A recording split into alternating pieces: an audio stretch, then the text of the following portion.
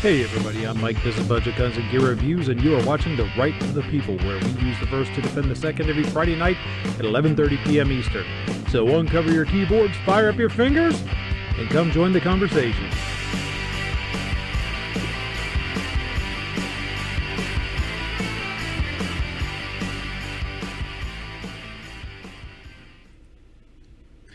Hey everybody, I'm Mike. This is Budget Guns and Gear Reviews, and this is September 11th, 2020. Before we start, let's have a moment of silence in remembrance of those who lost their lives 19 years ago today.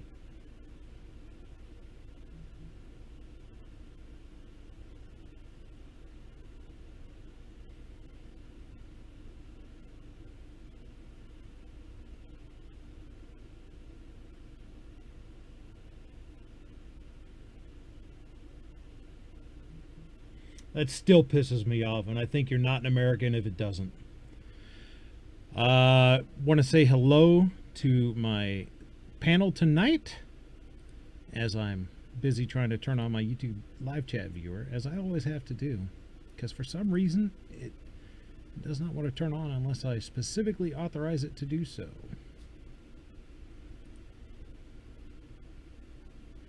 There we go. I want to say hello to my esteemed panel. We have, as always, as usual, maybe not always, but as usual, the irascible yet lovable Squiblo rocking his new ensemble there. Good evening. Yeah, that's from the Cul-de-sac Cannon Karen collection. That's the Tactical Salmon PK Polo. So it kind of works whether you're trying to fend off rioters or you're trying to maybe blend in with a peaceful protest. Tell me you guys can hear the panel now, because yeah, Warsaw, you can hear that. You couldn't hear them before because they were being quiet. They weren't speaking. That's why you couldn't hear them. Yeah, I think, dude, that is just awesome. That is an awesome picture. You should keep that forever. Up next, we have a first-timer here on our panel. We have Nighthawk Medic with us. Welcome to the show, sir. Thank you. Glad to be here. I appreciate the invitation. Oh, no problem whatsoever, man. And speaking of no problem whatsoever, we have our semi-official research department with us.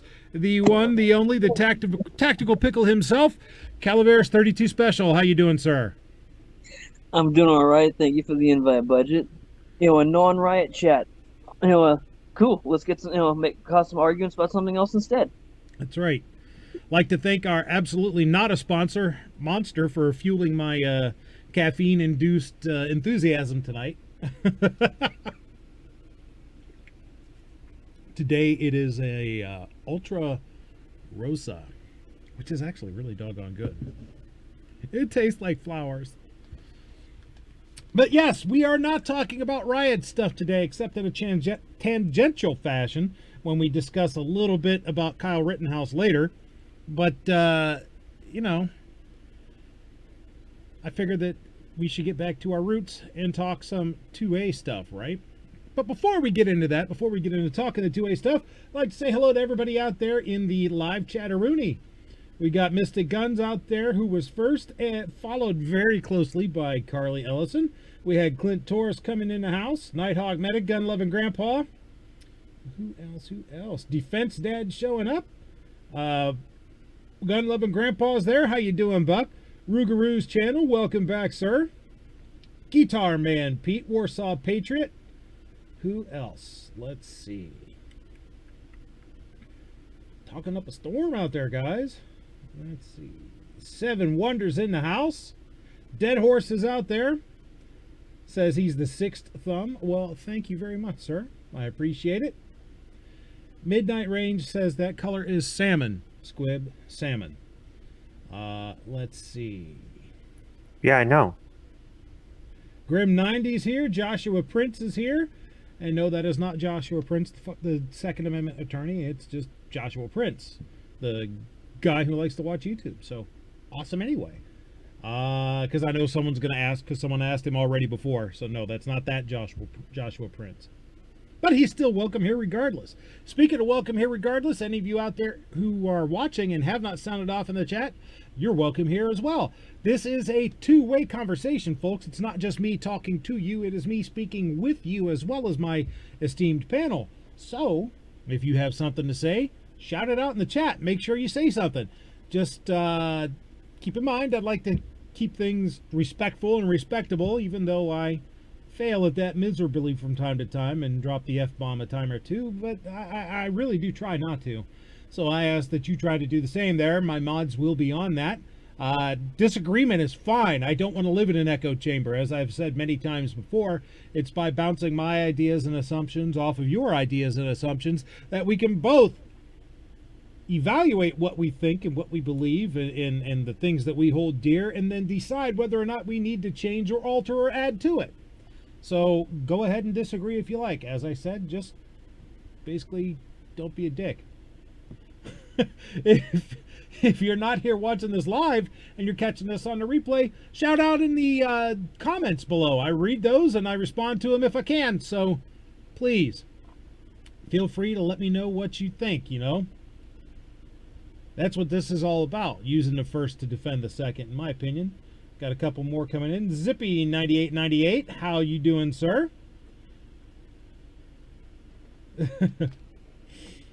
So, okay. So, what are we going to talk about tonight? Well, the first thing that's coming up in the house is this piece from Ammo Land. You know, those of you who don't know what Bumpstocks were, they were a device that you could attach to your rifle, and it took the place of the stock and the pistol grip, and it would allow you to bump fire faster. Well, the Bureau of Alcohol, Tobacco, Firearms, and Expletives took it upon themselves at the urging of the Justice Department, at the urging of the Commander-in-Chief, to turn them into machine guns with the stroke of a pen and without benefit of the legislative process. They rewrote federal law so that this chunk of inert plastic that just kind of sits there and holds your gun into a machine gun. I don't know by what legerdemain they did that, what sort of magic they used to sprinkle upon it, and poof, thus it is so, but that's what they did.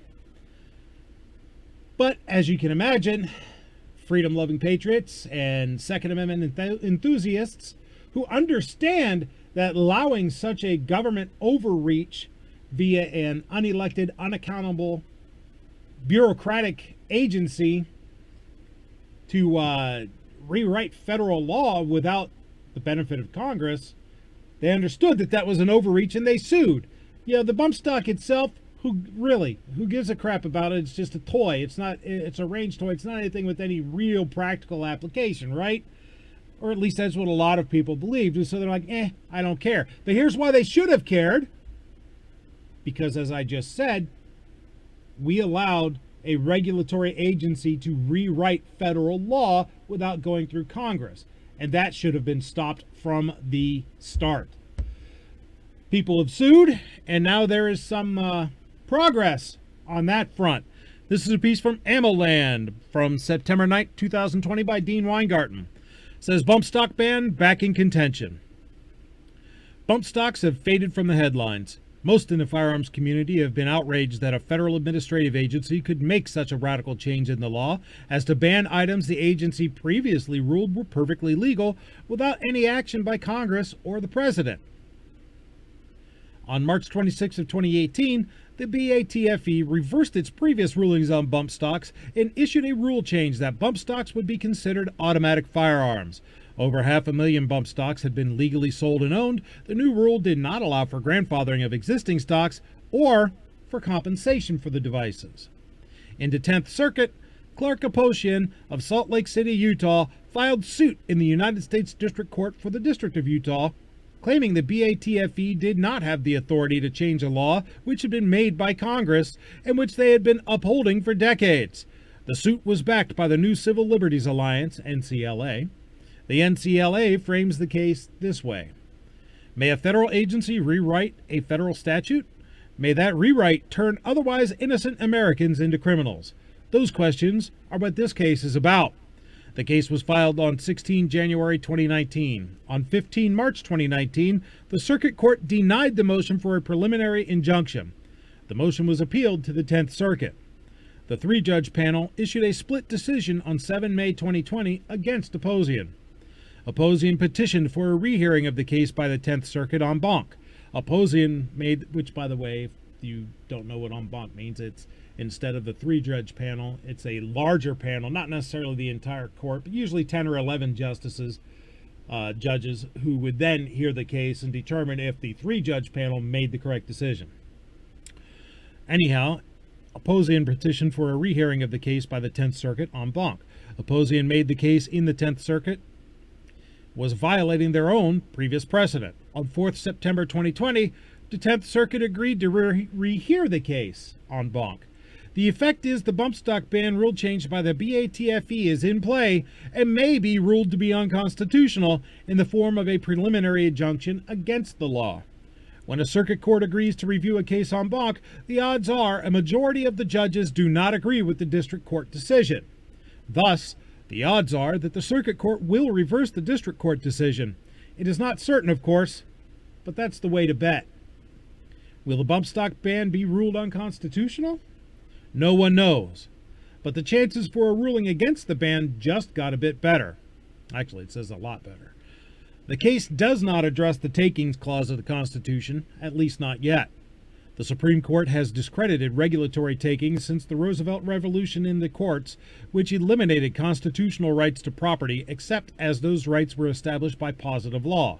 As positive law can be changed at any time by statute, those rights have no protection from regulatory takings.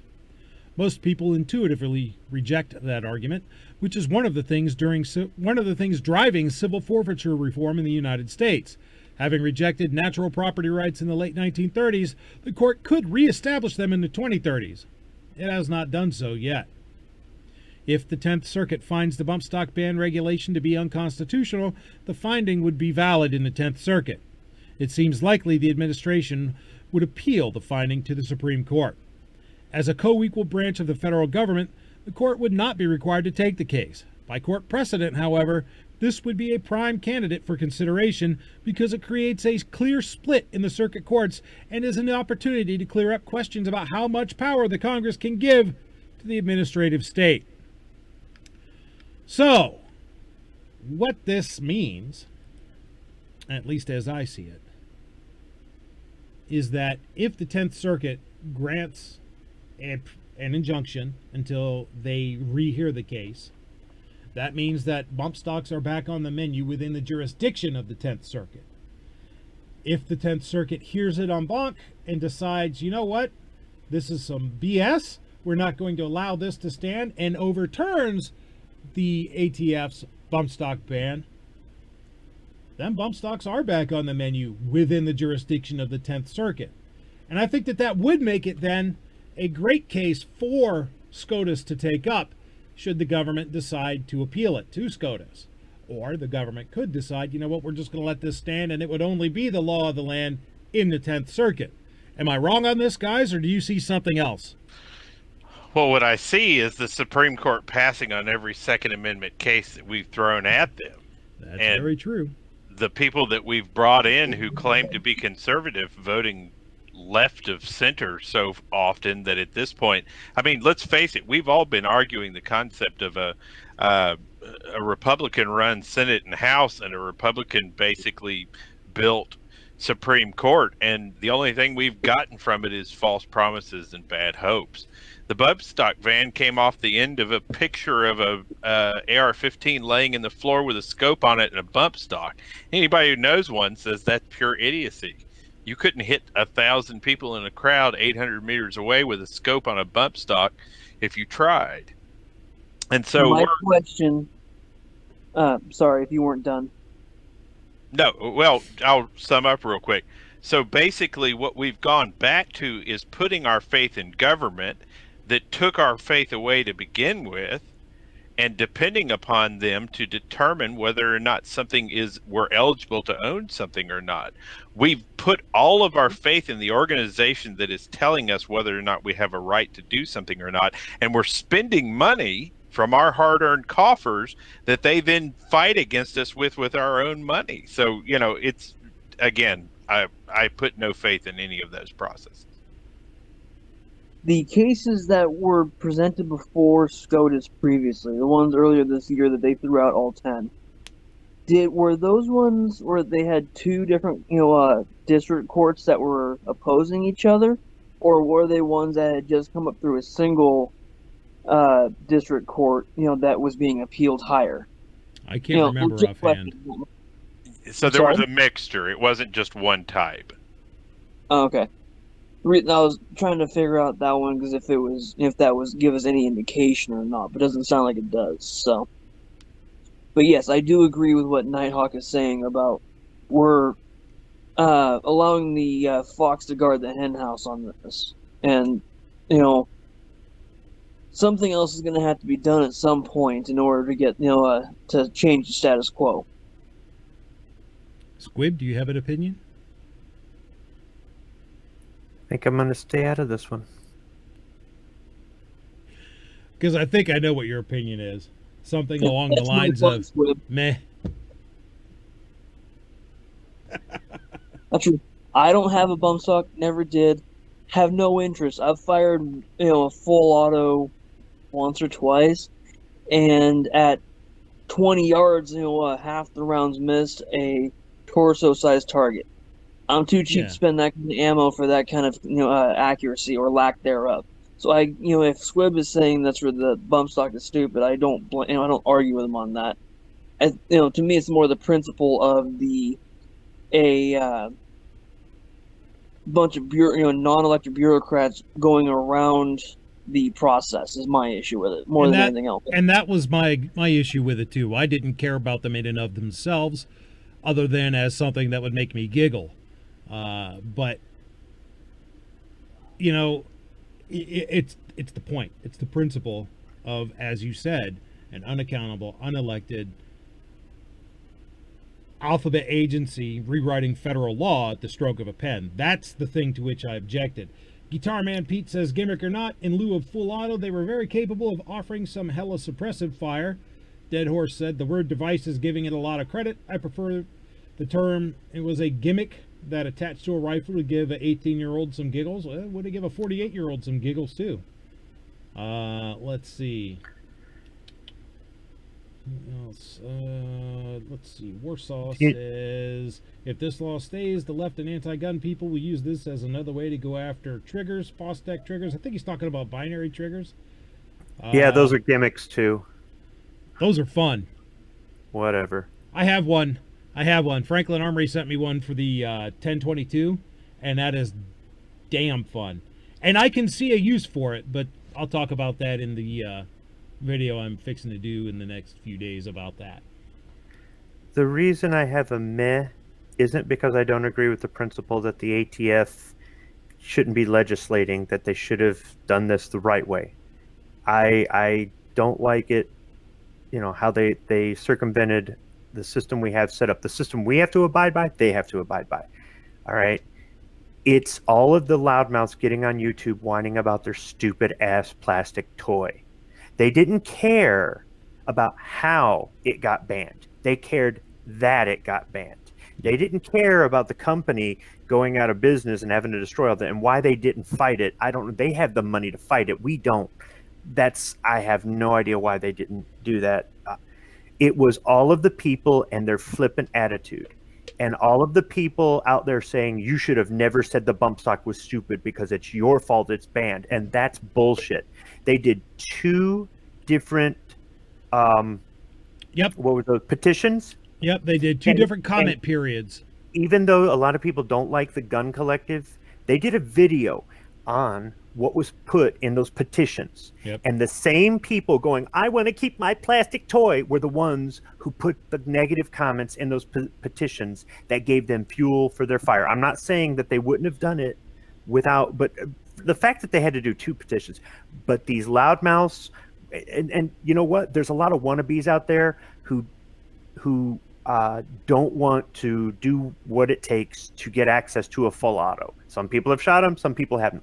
For those of you who have never shot full auto, it's not that big of a deal, people. I'm not saying it's not fun and it doesn't have a purpose. And I'm not saying that I think we shouldn't be allowed to have it. We should be allowed to have it.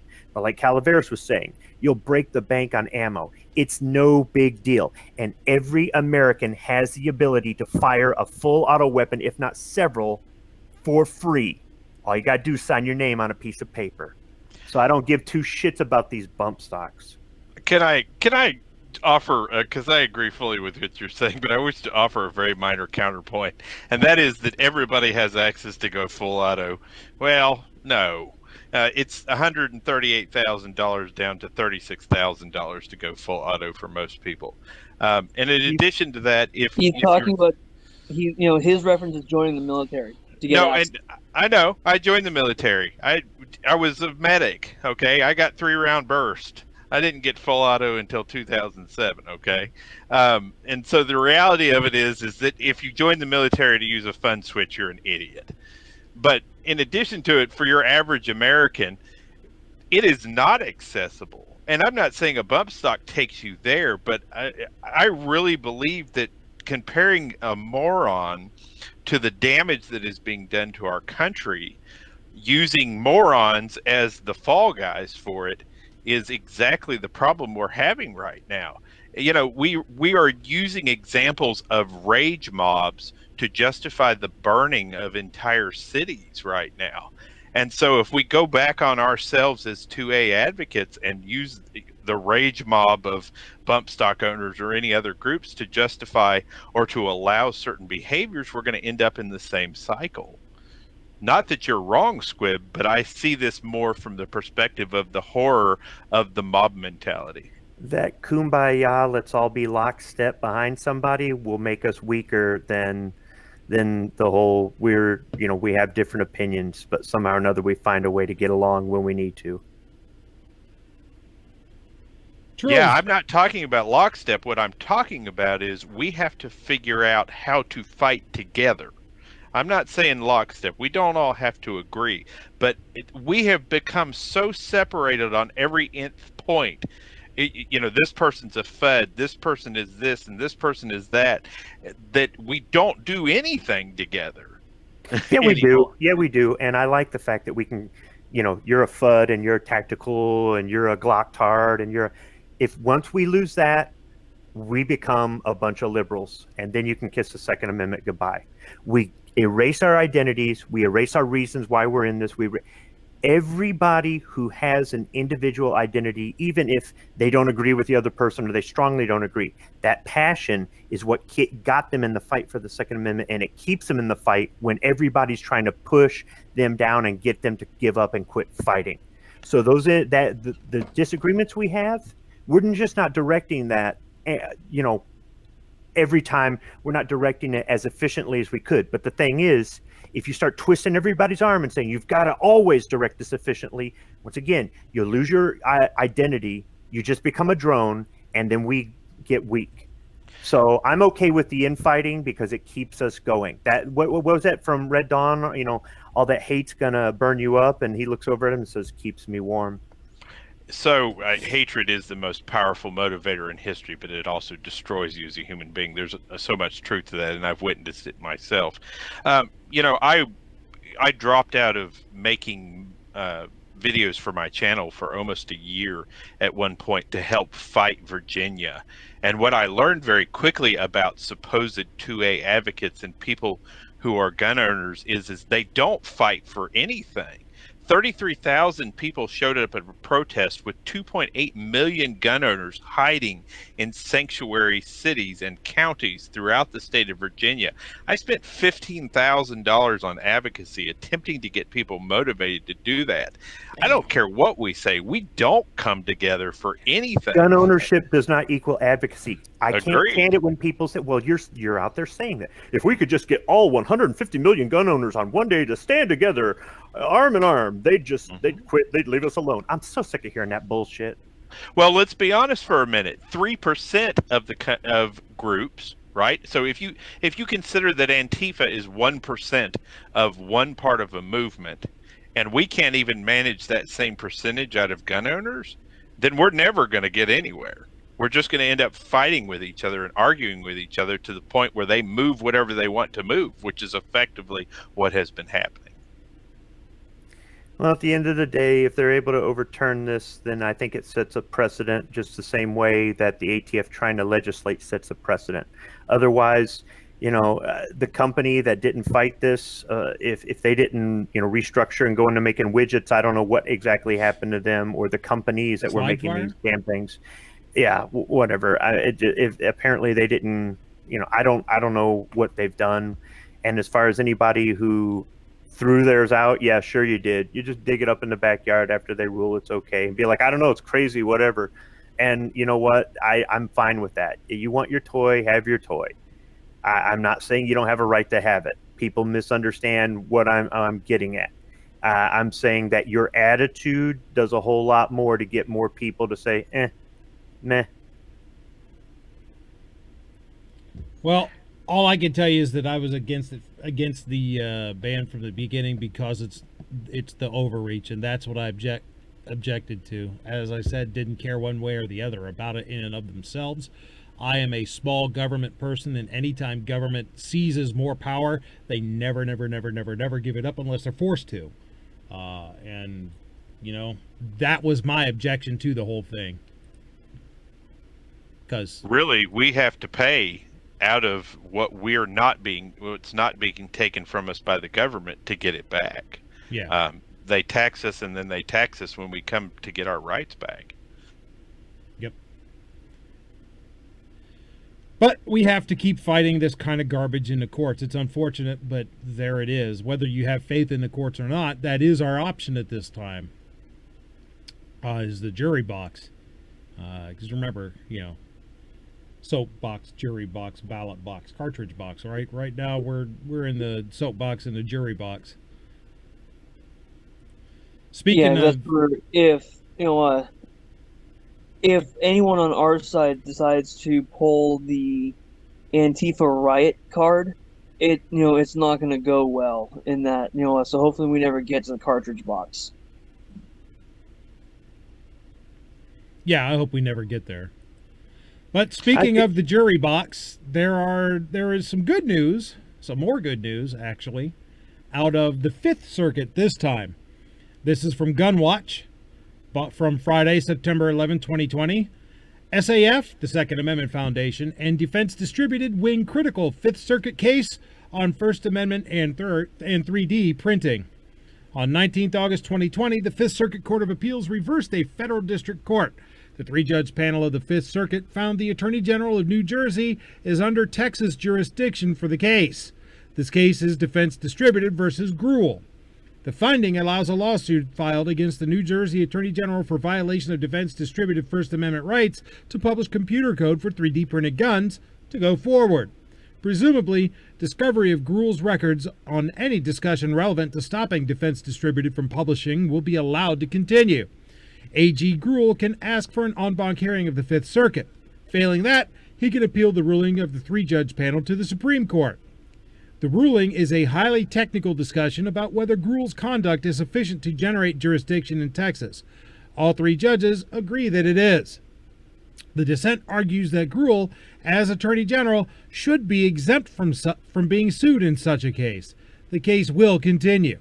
With the resources of the state of New Jersey at his command, it is expected AG Grewal will use every opportunity to delay and derail this case. There will probably be a request for an en banc ruling. It will probably be denied, and the case will be appealed to the Supreme Court. That will buy another year's delay for Grewal in his scheme to deny Defense Distributed First Amendment rights. A presidential election will take place before then. If President Trump wins, Grewal's scheme will likely fail. AG Grewal has consistently worked to stop the settlement which was hammered out between the Trump administration and Defense Distributed. If President Trump loses, a Biden-Harris administration will do everything they can to reinforce Grewal in his bid to stop Defense Distributed from exercising their First Amendment rights. A Biden-Harris administration will stop the settlement from going into effect if it has not already been put in place. The Fifth Circuit is saying A.G. Grewal of New Jersey may be personally liable for attacking the First Amendment rights of defense distributed. It is an important finding. We will not know the results before the election, but the results may be of great significance for the nation.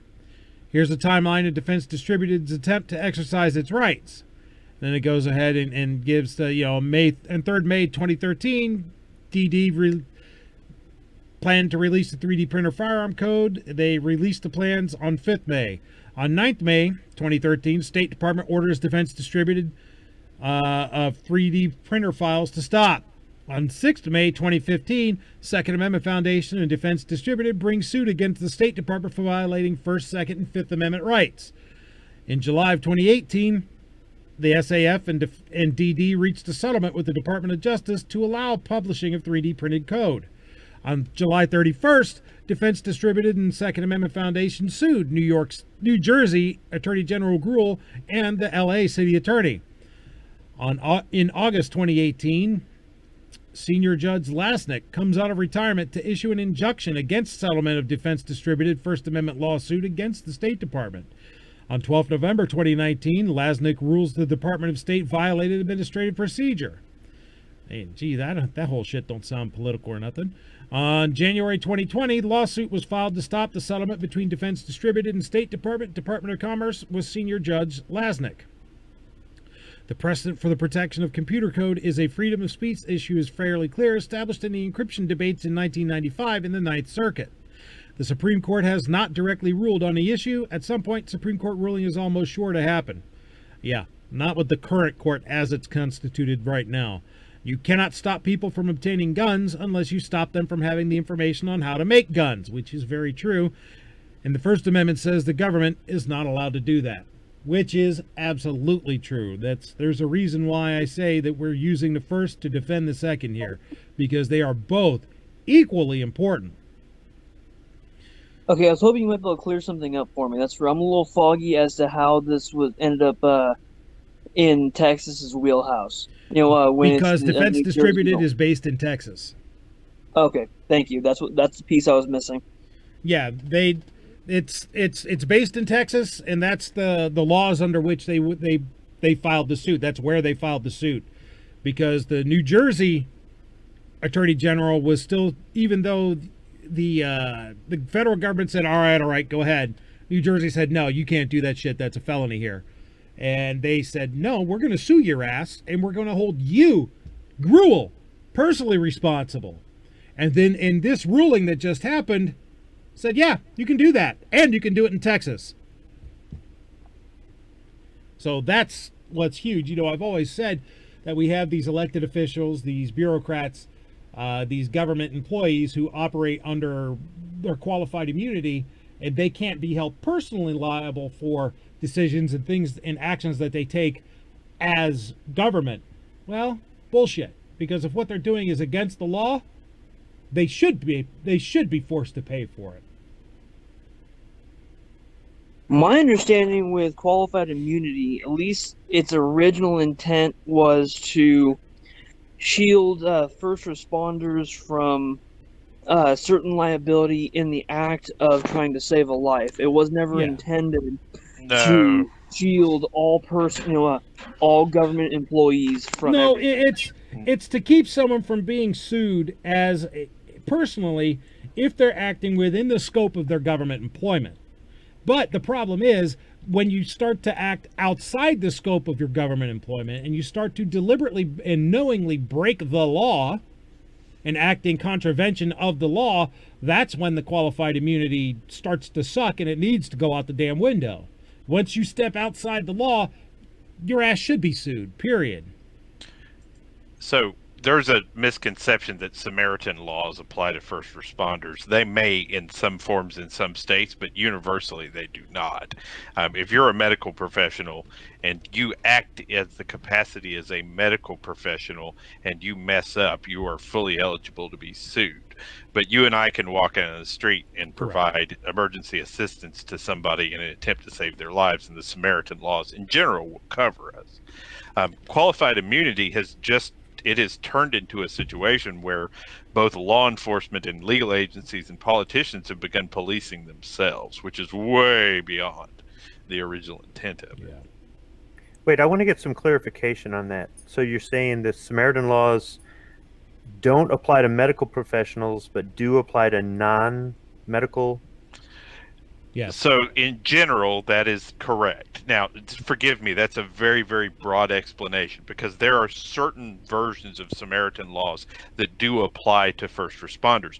But as an emergency first responder or a nurse or a doctor or any of those people, you can be sued under your professional license for medical malpractice while practicing medicine.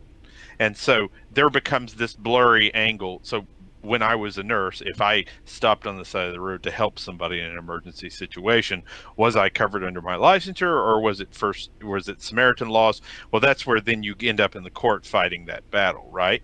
But for you and I now, right, I'm no longer a medical professional. If we go into or end up in a situation where we're attempting to save somebody's life, the Samaritan laws are there actually to inspire us to do that, to encourage us to help our fellow man, rather than there being fear of us being sued to our knees because somehow the person was further injured. We don't take a Hippocratic oath as civilians. Warsaw Patriot out there asks, wasn't the founder and CEO of Defense Distributed arrested for being with a minor? Yes, he made a date with someone who was underage. Yes, he was. Doesn't change the fact that the company, Defense Distributed, has the right to disseminate that sort of information, though. That's true. How it was explained to me by extended family member that was an EMT. That's where, as a, if they were to, be in their own personal vehicle, happen upon, let's just say, a car accident, if they went in and just did basic, like what you and I might be able to do, like, okay, they're bleeding, so let's take a piece of cloth, put some pressure on that, and that's basically it, and wait for, emergency responder, everyone else to show up, then as long as they don't say, okay, yes, I have training, that's, they should, at least here in California, be covered, unless someone finds out that they're trained and they didn't do more. But for like you, for those of us in the chat, we could more or less just try to slow the bleeding, to buy someone time and be covered. Is that, So accurate there? it's critically important that you look up your specific laws for your state. It doesn't necessarily reflect scope of practice, but rather your specific state's laws around this. And different states have different ways of handling this, and it exists within their laws and codes. With my training, I could go as far as minor surgery on a human being. But is that advisable? Well, probably not. Is an emergency cricoidectomy maybe something that I would have to use? Yes. I've put an IV in a human being before in the back of an ambulance who was a member of my family, and technically even that's a no-no. So there's, like I said, there's a lot of gray area around Samaritan laws, and there's a lot of things that you should research. But the point of those laws is to prevent us from being so concerned about being sued to our knees that we're more likely to take action and to aid our fellow human being. And if you don't understand how important that is, watch sometime in your life 80 people standing around a guy having a heart attack laying there with an AED 15 feet away, and all of them filming it with a cell phone rather than calling 911, because the stuff happens all the time. Does not shock me at all. Doesn't shock me at all. All right, so we've talked about a couple things to do with the courts and the possibility of a couple cases moving to the Supreme Court. Well, we've also touched on the fact that the Supreme Court this year threw out 10 cases, did not hear them, refused to hear them. First, they kicked the can down the road a few times, then they said, yeah, we're just going to let these go. And thus they died a horrible, gasping death. I said that that's the problem of the court, with the court as it's currently constituted. We all know there's an election coming up in a few weeks. We all know that past that election, during the next 4 years, there's a good chance that at least one, possibly two, Supreme Court justices are going to either die or retire, thus giving the next president the opportunity to fill those slots on the Supreme Court. Well, our current president, just released a few changes to his short list of possible SCOTUS nominees. This is from guns.com. From, when's it from? Doesn't say when it's from, but I know it's over the next day or two. It's been the past day or two. 9/10/2020. There we go. By Chris Egger. President Trump adds Pro-2A names to SCOTUS list. President Donald Trump on Wednesday announced a list of additions to the White House's short list of U.S. Supreme Court nominees, many of which have been outspoken on the right to keep and bear arms. The new list of 20 could come in handy should Mr. Trump win re-election in November, as the court's current 9 jurists only include 2 who are under age 60, while another 2, Justices Ruth Bader Ginsburg and Stephen Breyer, are well into their 80s. Over the next 4 years, America's president will choose hundreds of federal judges and in all likelihood 1, 2, 3, and even 4 Supreme Court justices, said Trump in a press conference. The outcome of these decisions will determine whether we hold fast to our nation's founding principles or whether they are lost forever. As to be expected, the new additions to the list are filled largely with the names of sitting federal district and appeals court judges, including Judges Kyle Duncan and James Ho, both of which wrote in strong support of fewer gun restrictions in a denial of an en banc hearing on the 2018 Mance v. Sessions ruling against interstate handgun sales. The government's proposed prophylaxis to protect against the violations of the few we must burden the constitutional rights of the many turns the Second Amendment on its head, said the dissent in that case. Our founders crafted a constitution to promote the liberty of the individual, not the convenience of the government. Other names on the list include former U.S. Solicitor General Paul Clement, who as an attorney in civil practice has gone on to plead pro-gun cases in courts across the country, including bans on magazine limits and strict may-issue concealed carry laws. Further, new to the list are Pro-2A Republican U.S. Senators, including Josh Hawley of Missouri and Ted Cruz of Texas. Cruz, as Texas Solicitor General in 2008, drafted a strong amicus brief in the Heller v. D.C. case that earned the signatures of 31 state attorneys general to uphold the right to keep firearms in the home for self-defense. Since he has been on Capitol Hill, the Texas lawmaker has opposed universal background checks, gun bans, and increased firearm restrictions to the extent of joining in filibusters to halt them while supporting reform measures such as the Hearing Protection Act. Cruz spoke to Guns.com in 2015 about the reason behind the Second Amendment. Let's go ahead and listen to that. In the wake of Sandy Hook, in the wake of the Sandy Hook shooting, a statistic surfaced putting support for background checks at 90%. There was 4 polls that found that. Did you go against the want of the nation with your vote against the mentioned to me? And also, how does public opinion shape your response to national problems? You know, there's an old line that there are lies, damn lies, and statistics. You're right, that was a poll that was bandied around a lot, but you can find a lot of results in a poll depending on how you frame the question. As you and I both know, we have a system of background checks in place right now. If either of us goes to a federally licensed firearms dealer, there's a background check that's put in place. What Manchin Toomey was trying to do is extend that to every private sale between 2 individuals. Put the federal government, not in terms of having a system of background checks for federally licensed dealers, but for you and me, for 2 guys in a duck blind, selling their shotgun one to the other. And the federal government doesn't have any business there. And if you ask the American people that, they don't want the federal government getting in between private consensual sales between individual citizens. And I would note that, you know, when you asked about the role of public opinions polls, when it comes to constitutional rights, what matters is what the Bill of Rights says. It doesn't matter what might be popular at the moment. We've seen regimes across the face of the earth come and take away people's guns, strip away their rights to defend themselves, and sometimes it's been very popular. And yet, it is an inevitable prelude to tyranny. Our country was founded on a radical proposition, which is that our rights don't come from government. They come from God. And the purpose of the Constitution, Thomas Jefferson said the Constitution serves as chains to bind the mischief of government. Well, all that sounds good to me. Let's see. It's humbling and an immense honor to be considered for the Supreme Court, said Cruz this week in a statement. The High Court plays a unique role in defending our Constitution, and there is no greater responsibility in public service than to support and defend the Constitution of the United States. Biden's picks a mystery.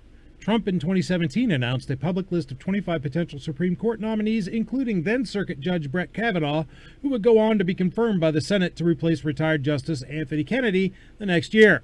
The president's first nomination to the High Court, made just days after his inauguration in January 2017, was then Circuit Judge Neil Gorsuch, who was confirmed to fill the vacant seat left by the late Justice Antonin Scalia, who had died nearly a year prior. In addition, over 200 of President Trump's judicial nominees have been confirmed to the lower benches. Democratic presidential candidate Joe Biden has not released a similar list, a shortcoming that Trump blasted this week. Joe Biden has refused to release his list, perhaps because he knows the names are so extremely far left that they could never withstand public scrutiny or receive acceptance, said the president. He must release a list of justices for people to properly make a decision as to how they will vote. It is very important that he do so. I would say, sir, that he does not have to release that list because we already know that what you just stated is fact. That they'll be so far left that it doesn't matter anyway, regardless of any of that, and the people that are going to vote for him are going to vote for him. And unless it says in the Constitution that that he has to release information like that before the election, then he's not required to. No, I mean, and he's not gonna. Just like there were people screaming that Trump has to release tax information. That's not in the Constitution, so he didn't, or not what they wanted him to release. That's where it goes both ways on that. Yep. You guys have an opinion on this? The other members of the panel? I hear plutocrats voting for plutocrats is all I ever hear.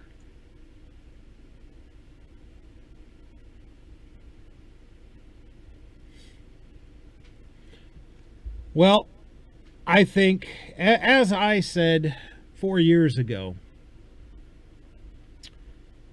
that the judiciary is the single most important thing that a president does as far as having long-term effects, other than war and leading in times of national emergency. The normal day-to-day stuff that a president does, appointing the federal judiciary is the single most important thing that a president can do to have a lasting impact on the country. 4 years ago, I looked. 4 years ago, I looked at the prospect of Hillary Clinton having her tentacles on those decisions, and I couldn't stomach it. Fast forward to this year, I look at Uncle Touchy having his hands. I look at Uncle Touchy sniffing around that those decisions, and I can't stomach that either. So, to me, regardless of whether or not I think the Donald is pro-2A enough, which I don't, I think that he thinks he's pro-2A, but he really isn't. As I've said, he's a New York liberal running as a Democrat, and not as a Democrat, but running as a Republican, and he thinks he's pro-2A, but he really isn't. But I also think that his picks for the judiciary, including the Supreme Court, will be far less detrimental to the country than anything that Joe Biden or, Kamala Harris, assuming Joe Biden would die off during the next 4 years, which is entirely possible because he's older than shit. Anything that one of those two would pick would be horrific in its consequences for the country. Speaking of people that are older than dirt, that's where if Trump does win again, do you guys think Ginsburg will try to stick it out until she actually dies on the bench? She will stick it out until her last breath. Ginsburg is just a muppet. I don't know what you guys are talking about. Weekend at Ginsburg's. Yep, I was going to say weekend at Ruthie's. They had to do some type of a problem around between her and Pelosi. It's like watching that old HBO series, The Crypt Keeper, walk around. It's the most terrifying thing I've ever seen in my life. Shit. And the worst part about it, the terrifying part about it is these people were members of the Democratic Party when they were still doing Klan bakes. So, I mean, you know what I mean? That's what's horrifying. This is some good old-fashioned hardcore racism that these ladies used to support. Yep. But, you can't say that. Oh, wait, you just did. I totally did. They can call us racist and Nazis, but if you point out, their own past, then, you're just a terrible person.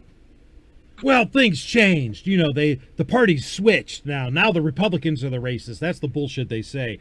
When the Democrats were the actual racists, the actual party of the Ku Klux Klan.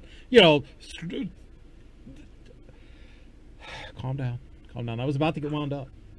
Well, I remember my family switching from Southern Democrats to Republicans in the 80s because what the Democrats were saying and doing at that time. I can remember my family becoming Republicans, and somebody asked me why that was. And I said, well, I guess because the Democrats are becoming racist. And it was the acts that they were doing where they were taking away people's ability to build families. My family watched them begin to imprison people inside the prison cell that was government takeover of their private lives and their personal lives. And while I wouldn't have agreed with all the Democrats that my parents voted for back in the day, they weren't what we see now. I haven't voted for someone who was a Republican and actually was a Republican since I voted for Ronald Reagan. Yeah. There hasn't been an actual Democrat or a Republican in office in almost 40 years. I read 1984 when I was in school. Actually, no, that's a lie. I actually read 1984 when I was locked up in jail as a kid. When I was locked up in juvenile detention. Matter of fact, the next building over from where I work, but that's another story. Anyhow, I read 1984 then, and I was watching the movie the other day, and I'm reminded of how the party was pushing a program of artificial insemination and getting rid of sex and whatnot because they didn't want the bonds between people to happen. They didn't want the familial ties. They didn't want the family bonds there, so that everyone's loyalty could be towards the state.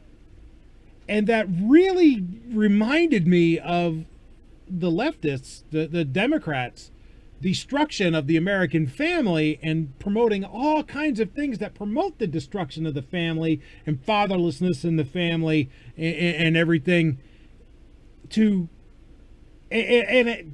It's like, damn, did Orwell have a crystal ball or something in 1949 when he wrote this book? Because that's exactly what they're doing today. No, Orwell was classically trained, and we have uneducated our people to the point that most of them are controlled morons. So Orwell read Thomas Sowell. Orwell read William Tytler, men who knew in the 1700s and way before then that no republic or democracy ever survives the cycle of more than 250 to 300 years.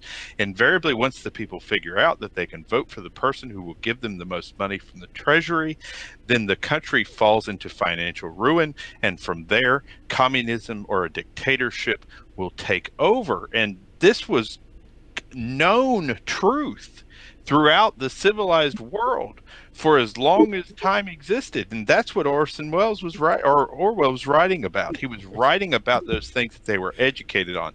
Those things are gone now. I learned it in humanities. I learned it in government. These kids don't learn it. And the politicians that we have up there right now are taking advantage of the ignorance. Well, and that's really, you were saying that you actually had, in school you read 1984. I graduated high school in 2008, and I can tell you, George Orwell 1984 was no longer part of the curriculum. Oh, I'm sure that book was unpersoned. without a doubt. But anyhow, I digress. I digress, but yeah. Damn it. There is other news in the 2A community. Everyone knows, well, I assume everyone knows, that could just simply be an assumption, that Remington is facing some tough times right now. They are filing for bankruptcy. Well, as part of that bankruptcy, they're selling off some assets. This is from thetruthaboutguns.com. Remington agrees to sell ammunition business, including Barnes bullets, for $65 million. Although I'll tell you right now, there's an update to this article later, so, down at the bottom. So those of you who've already read this, don't get your panties in a bunch. By Dan Zimmerman, September 9, 2020. Remington filed for Chapter 11 bankruptcy protection for the second time in July. That was after a failed attempt to sell the company to the Navajo Nation, and despite the biggest gun buying boom in the history of the world. Since then, the company has been trying to sell off its various brands and operating units. Today, the Wall Street Journal reports that firearms maker Remington Outdoor Company has agreed to sell its ammunition business out of bankruptcy to South Carolina-based investment firm JJE Capital Holdings, LLC, for $65 million, plus the assumption of liabilities, subject to better offers.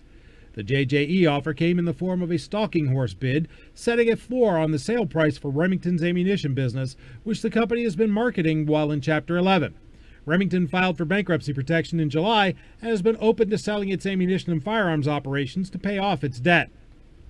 The proposed deal, outlined in papers filed Tuesday in the U.S. Bankruptcy Court in Decatur, Alabama, covers the design and manufacturing of ammunition sold under the Remington and Barnes Bullets brands, and includes production facilities in Arkansas and Utah. The sale, the sale still has to be approved by the bankruptcy court. The company's creditors could oppose the sale in hopes of a better offer. Another group that will surely have something to say is the Sandy Hook plaintiffs, who've already expressed concern that the bankruptcy will let Remington off the hook in their lawsuit's attempt to claim the company somehow illegally marketed the rifle used by Adam Lanza. Don't look for the court to give much weight to that argument. Update. The Wall Street Journal report on which this post was based was premature. JJE Capital Holdings has put in a bid for Remington's ammunition business. However, we've spoken to Remington, and the JJE bid is one of a number that have been received, both for Remington as a whole and for individual business lines. Most haven't been made public yet. The bankruptcy court has until September 17th to accumulate all bids, and then will finalize the sales on September 24th. But to take a look at just exactly who JJE Capital Holdings is, let's take a look. JJE Capital Holdings also owns DC Machine, let's see, Ferris Engineering and Tool, Leadstar Arms, PSA Defense, Palmetto State Armory, Palmetto Outdoor Shooting Facility, and Special Tools Solutions, and Spartan Forge. So they own all of that. So they are definitely in the firearms manufacturing business, and now apparently want to get into the ammunition manufacturing business. Hopefully, though, they won't announce a whole ton of new lines of bullets and then never be able to get the damn things brought to market like PSA is famous for doing with their guns. So there you go, fellas. Do you think it's a good thing that there's at least someone out there wanting to buy Remington's ammunition division? I think it is. I'd hate to see the brand die. Having someone in the firearms industry wanting to buy it that doesn't already own a ammunition supply, but having someone like Palmetto buy it, it might be the brand, or at least the production facilities might survive, so it might be beneficial versus say if like Bloomberg bought it, as an example of someone that would be buying it simply to destroy it. Yeah. So I conceptualize the fact that we've seen, so this company's actually headquartered out of South Carolina. So We're seeing more and more of these type companies begin to absorb other companies in the South. I think that we're actually, in a way, seeing the lines being drawn in a lot of ways. And really what killed, if you will, in the battle between the North and the South was that one half, and forgive me, I'm not endorsing the South as a part of the Civil War, but one half actually lacked the ability to manufacture and maintain itself. Yeah. I'll endorse them. Okay, well, it was either industrial way, capacity. its industrial capacity was zero. And so the more industrial capacity the 2A community has, and God help us all if we ever go down this road, the better off we are in the event that we ever end up in that type of scenario again.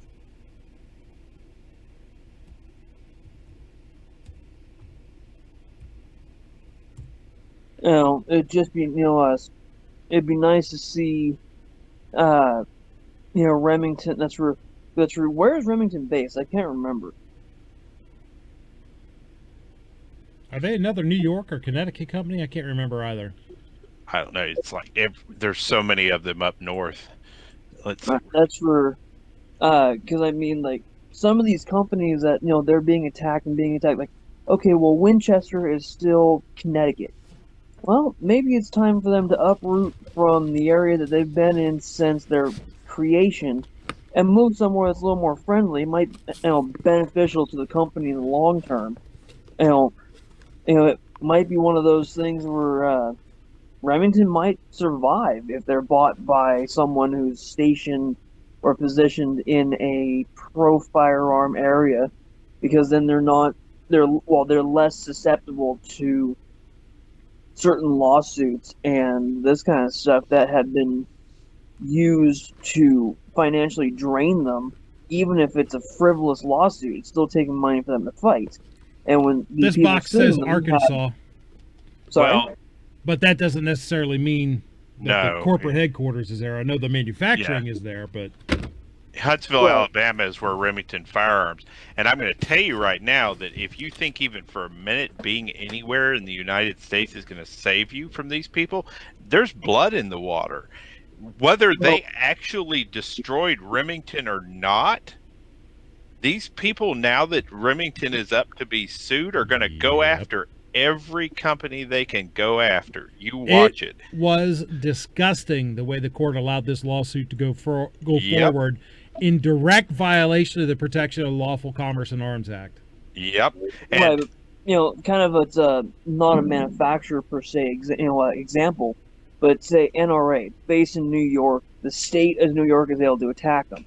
Now, if their base had been in West Virginia, I mean, just pick some random less, anti-state, that it would have made it much more difficult for New York to go after them because they're in a different jurisdiction. I'm not saying eliminate. Of course, if the NRA hadn't been a bunch of corrupt bastards, they wouldn't have had anything to go after. But I digress. Well, I'm just using them as the top of my head example of a firearms world, that are headquartered under the jurisdiction of someone who would like to see them destroyed. Yeah. So I mean, if they, if an organization like that was positioned somewhere under a jurisdiction that was either didn't care or in favor of them, it would shield them from certain attacks. Not all, but some. Yeah. I think at this point, if we're not pulling our resources together and starting to really kind of pull ourselves into areas of the country where we can consolidate ourselves, that it's not going to matter real soon. The amount of pussyfooting around everything that's going on right now and what it looks like, the left is fully engaged. These groups, Antifa, are fully engaged in referring to this as a civil war. Today in California, they were ripping people out of their cars and beating them in the streets. There is film of it. This is not America anymore in these places. Where was that happening? I didn't hear about it in California. Yeah, you have to pull it up. I think it was either Sacramento. Hang on just a second. If it's in Sacramento, then it's right near me because I live on the outskirts of Sacramento. Hang on just a second. Yeah. This is starting to remind me of Western Europe in the 30s. That's exactly right. And Yeah. this was today, and it was in Santa Monica. Excuse me. Okay. I was like, Big I didn't hear difference. about anything locally, but it's still good to know. And talking about the, people pooling resources, combine that a little bit with Budget's comment about, our courts, fighting in the jury box is kind of our best bet at the moment. The Brownells family kicked in, was it 50,000 towards the California magazine, lawsuit. So we all, along with someone else did as well. So it's slow to come, but hopefully not too slow. But there is some consolidation happening, which is beneficial. More consolidation than we've had in the past. Yeah, it's going to have to step up. And I would even say, so I'm leaving a company that I've been with for a very, very long time because they're beginning to go more and more left.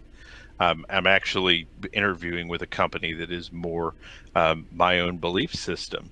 And people around me are like, well, you're crazy. I said, well, I started working at home a year ago when I watched where our country was going. And then when coronavirus hit, you all looked at me like, oh my gosh, you have an incredible mind. Well, my next move is to get away from lefty companies and stop making them money and start working for places that are not lefty. And people are saying, well, you're crazy. And I'm going to tell you that a year from now, when people are being terminated on a large scale for conservative or even moderate beliefs, right? Just not lefty beliefs. You're going to look at this time in our history and say, gosh, I wish I had secured myself. I wish that I had started working for somebody. You, sir, are making one great, giant assumption. That it's going to be...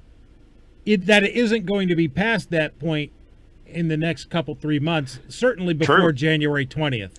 True. Very true. Very true. That is a tremendous It may be far past that point much quicker than next year. Yeah.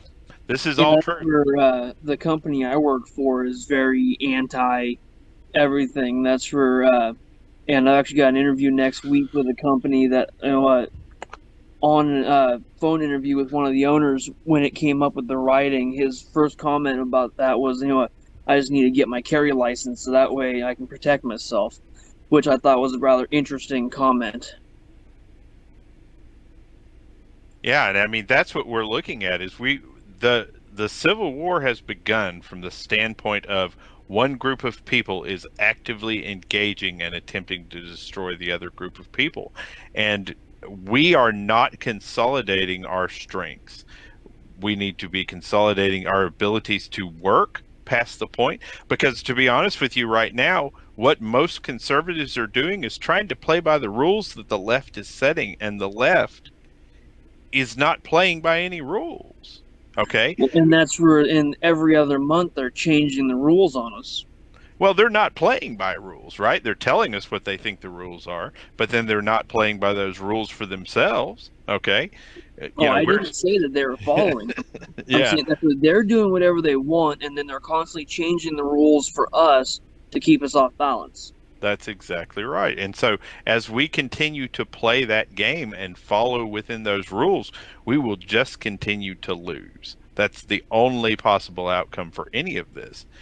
And so ultimately, think about where you work, think about where you eat, think about where you social media, think about all those things. Think about who you're paying for TV, for internet, for all those things. You may be actively paying Antifa if you are paying certain companies. You may be actively paying Antifa. People who live in states where they have a majority politician group that is attempting to take their rights away, your taxes are actively paying for that type of behavior. And oh, by the way, that state is being run by a place that has a head of the House who stood up and called you a domestic terrorist. She said you are a domestic terrorist. She labeled you as a group of people that under United States law can be arrested, held without probable cause, and potentially executed for sedition against the United States. That was her open statement to her followers, and you're paying those people. Okay, what state was that in? That I didn't catch. I know that some of these states, they've openly, stated that conservatives need to be dealt with. But that's right. I Are you don't remember talking about when they said that the NRA is a terrorist organization? Well, we're going beyond that. Pelosi stood up in front and announced that you are a domestic terrorist. She referred to you as a domestic terrorist. You who? Pelosi, you, white conservative Christian gun owners. Oh, okay. I just wanted to be clear what group she targeted there. Yeah. So effectively, they have labeled you. They have pre-labeled you. Governmental forces have pre-labeled you under the controls of these groups, under the controls of these motivations, have pre-labeled you as a criminal with no opposition from the party that a lot of us profess to be supportive of. None significant. And so at this point, all the little chess pieces are being moved into place. Everything is being placed where it needs to be placed for whatever ugliness they contrive to be executed on. Police chiefs in major cities have begun to retire because they have realized that there's nothing they can do to fight. Well, who's going to get moved into that position? What kind of a person is going to get moved into that position who could tolerate the type of behavior that they're going to have to tolerate? What kind of a person is going to is it going to be a staunch conservative? Is it going to be a constitutionalist? No. It's going to be whoever the mayor wants. Lefty. That's exactly right. It's going to be some lefty. And so you have now got somebody in charge of your law enforcement community, has got an unadulterated label in support of the political party locally to accuse you of being a terrorist. So they don't have to take your guns away. They just have to take away your label as a free man, and you're toast. So back on the topic of Remington, Midnight Range out in the chat points out, and I believe accurately, that the best thing for the 2A is Remington changes hands, gets away from that lawsuit so it can't hurt us, and another company gets it and continues to put out guns and ammo, hopefully turning it around. Yeah, I hope so. He says fixing Remington is a thumb in the eye of the anti-gunners, and he says, take that. You can hurt a company, but you can't kill it. Just changes ownership. And I hope that that's exactly what the case is. Let's see. Let's look at a piece on in another 2A related news. In Virginia, the skullduggery continues. This piece from Bearing Arms from September 9th by Cam Edwards. Richmond, Virginia passes sweeping ban on guns in public. If you guys remember last year, there was a, was it last year? But yeah, I think it was last year. There was that huge pro-gun rally in Richmond. Well, we can't have that, right? Cam Edwards says it's hard to believe that it was less than a year ago when more than 20,000 gun owners took to the streets around the state capitol building in Richmond, Virginia, to rally in opposition to Governor Ralph Northam's gun control agenda. If anti-gun advocates on the Richmond City Council get their way, that rally will likely be the last mass gathering of armed citizens lobbying in defense of their Second Amendment rights. City Council members on Tuesday approved an ordinance pushed by Mayor LeVar Stoney that would ban the carrying of firearms in any public street, road, alley, sidewalk, public right-of-way, or any open public space when it is being used by or is adjacent to an event that requires a city permit. I just think that if you're going to a public event, you should be able to go there and enjoy yourself, go there for your cause, and not feel under constant threat because of individuals walking around with an AK-47, Stoney said previously. There were some questions asked in the meeting on August 20th about guns not being allowed adjacent to events. The mayor clarified that saying sometimes when there's a protest or rally, there are counter-protesters who may bring weapons. In addition to the massive rally by gun owners back in January, there have been a couple of other Second Amendment rallies on Capitol Square over the past several months. We've also seen a number of armed protesters around the Robert E. Lee statue in Richmond, which has become the focal point of BLM protests in the city since June. Under this new ordinance, it's likely that none of this activity would be legal, which raises some serious questions about the constitutionality of the law. City Councilwoman Kim Gray says she believes the language of the ordinance could also spell trouble for legal gun owners who aren't a part of any protest or permitted event. During the meeting, Police Chief Gerald Smith said private gun-owning citizens who have homes where protests are taking place outside of would be exempt from the ordinance, but 2nd District Council member Kim Gray says the language of the law doesn't specifically say that. The actual language of the law does not provide an exemption, so if I'm stepping on the sidewalk to go into my car, then I'm potentially in violation of that rule if there is a protest adjacent to that public right-of-way, said Gray. I think the real answer is in the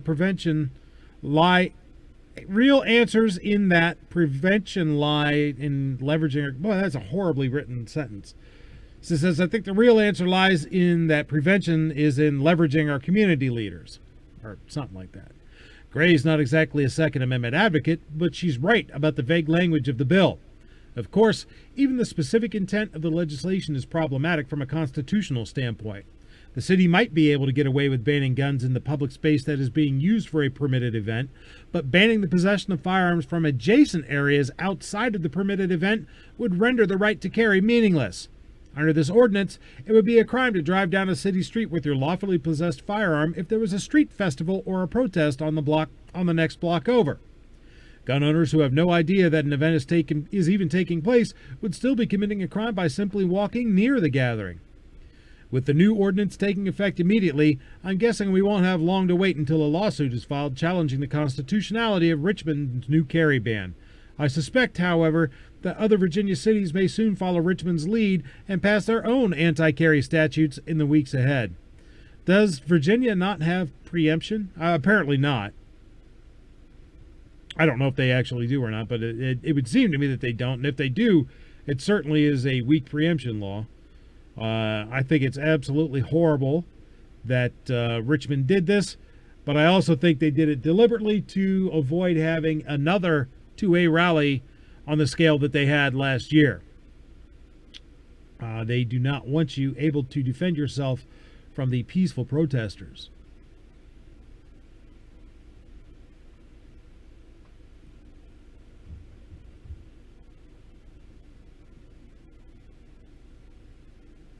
And Aaron says, hell, PSA could continue Remington ammo and make their own house brand. That would be cool. And they would they would cut out the middleman on that, which would be pretty awesome. That's assuming that they then passed on the savings to the consumer and didn't just gobble down the extra profit, which I admit would be tempting. So we have, let me see, where is this? In other news, I told you earlier that we would speak tangentially on the Kyle Rittenhouse thing. Because even though we are taking a break from rioting and whatnot, all that coverage, like I have pretty much been doing, some things we kind of have to talk about because it touches the Second Amendment and definitely touches the First. Kind of, if you look at it in a certain way, and I'll explain that in a moment. This is from the Firearms Policy Coalition, from a tweet by them. Says, breaking in denying a petition. No, wait, no, that's not what I was wanting to talk about. But this is some breaking news that happened today. So I totally screwed up my segue, but this is something we do need to talk about. Anyhow, in denying petition for rehearing in the case My versus USA, the Ninth Circuit just ruled that a single, isolated, involuntary commitment is enough to strip gun owners of their rights for life. Bumate, circuit judge, with whom Van Dyke, circuit judge, joins, with whom Ikuda, Bade, and Hunsaker, circuit judges, join as to Part 4, and with whom Bennett, Collins, and Bress, circuit judges, join as to Part 4B, dissenting from the denial of a rehearing en banc. Apparently, in the My case, is a person that had a prior commitment for mental health years ago, and he's since been absolutely perfect, has had no problems, just apparently had went through a rough spot, but was denied purchasing a firearm, and tried to get that right back via the courts. But anyhow, that court said, yeah, no, screw you, buddy. Part of the dissent reads, today our court advances an extraordinarily sweeping view of government power. Against the text, history, and tradition of the Second Amendment, we hold that the government may forever deprive a person of the individual right to bear arms if that person spends even one day committed involuntarily, even as a juvenile, and no matter the person's current mental health soundness. Of course, we only adopt this view for the Second Amendment. For other, more fashionable constitutional rights, we would not countenance such an abridgment. So what I would suggest, I just found this tweet right before I came on, so I kind of just wanted to throw this out here. Go look up MAI-V-USA, MAI-V-USA, and check this out. I'm sure over the next couple days there's going to be an article or two coming out that explains this better than this tweet does, which is an excerpt from the decision. As a matter of fact, it's an excerpt from the dissent to the decision. So go check that out. Do some more digging. But now what I was actually going to talk about, let me see. Can I frickin' find that?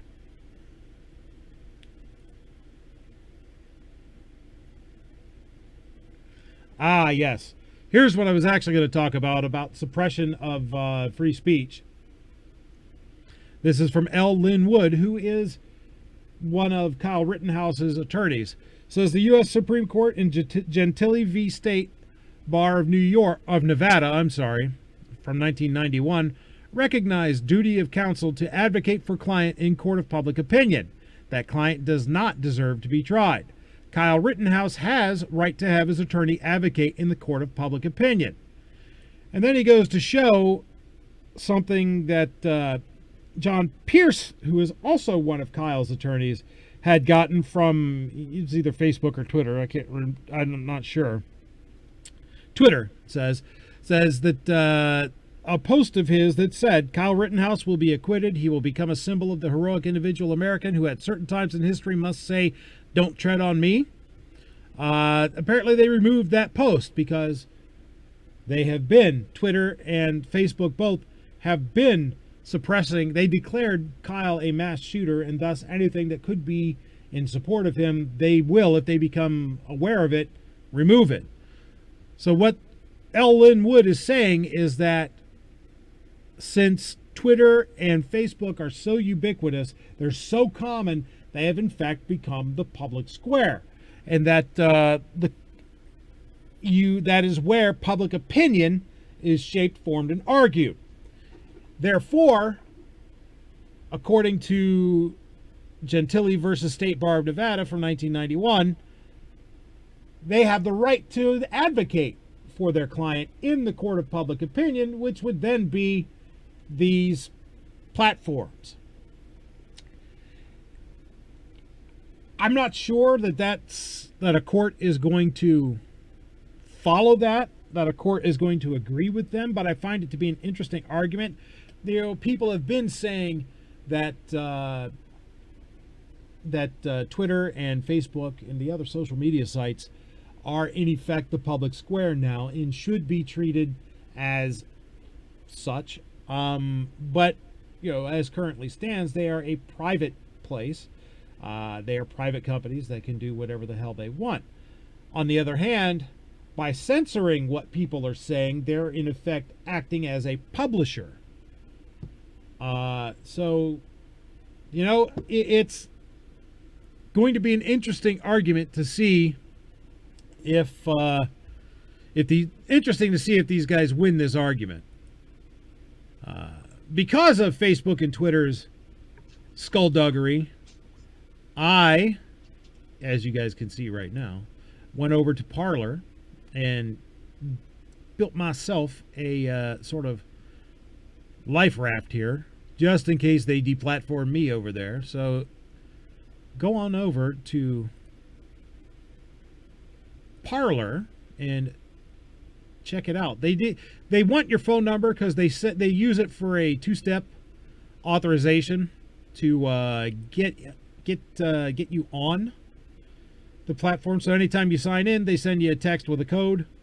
You know, if you're not opposed to that, I would say go ahead, go on over there. It's actually kind of a slick place.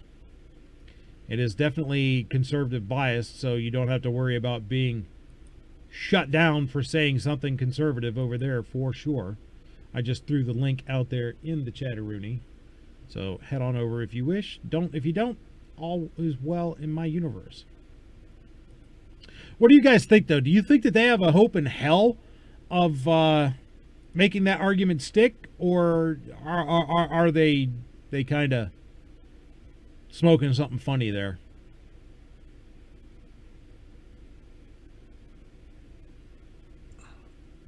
There are, according to the internet, there are like 200 different cases where social media is being considered in jury selection. Interesting. Social media is being considered in jury selection. I did not know that. It stands to reason. I know there are a lot of employers who will, as part of their pre-employment background check your social media. Hell, we do it. So, interesting. Yeah, there's... Maybe that does obviously argue Googled for it being considered the public square.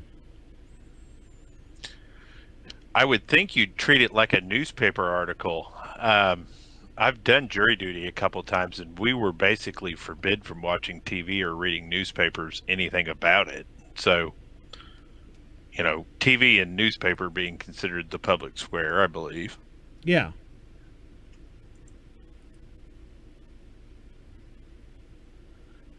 Looks like most of the kind of legal work on it's being done in the UK right now, though. I don't see a lot about...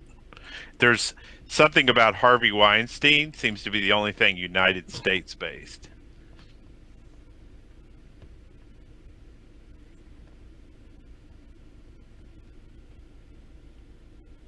Keith L. says, here's a crazy idea. Rittenhouse demands a speedy trial, get a ruling, then Trump pardons him. The left's heads would melt down. Well, you know what? Interesting that you would say about the left's heads melting.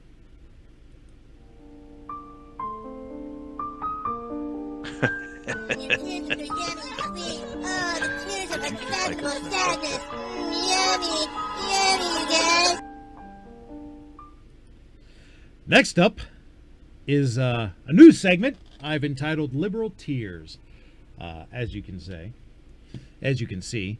Let's go right into the topic, because it's right touching on Kyle Rittenhouse. Remember last week I read an article from the Chicago Tribune about how Kyle Rittenhouse would get off on his primary charges, the big charges, the murder charges and whatnot, and the assault charges, and the guy was not real happy about it. Well, the same writer also now says that he's probably going to get off on the carrying a gun while underage charge, and here's why. And he's not real happy about that one either. And that makes me so happy. No, I don't care about your pop-up ad. By Eric Zorn from the Chicago Tribune, September 8, 2020. Of all the what the title is, about Kyle Rittenhouse's gun charge. Will a legal loophole allow him to skate?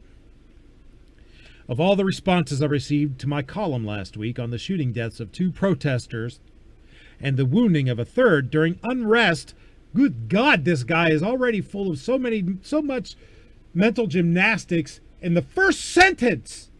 It's unbelievable. Of all the responses I received to my column last week on the shooting deaths of 2 protesters and the wounding of a 3rd during unrest in Kenosha on August 25th, the most surprising and relentless went something like this.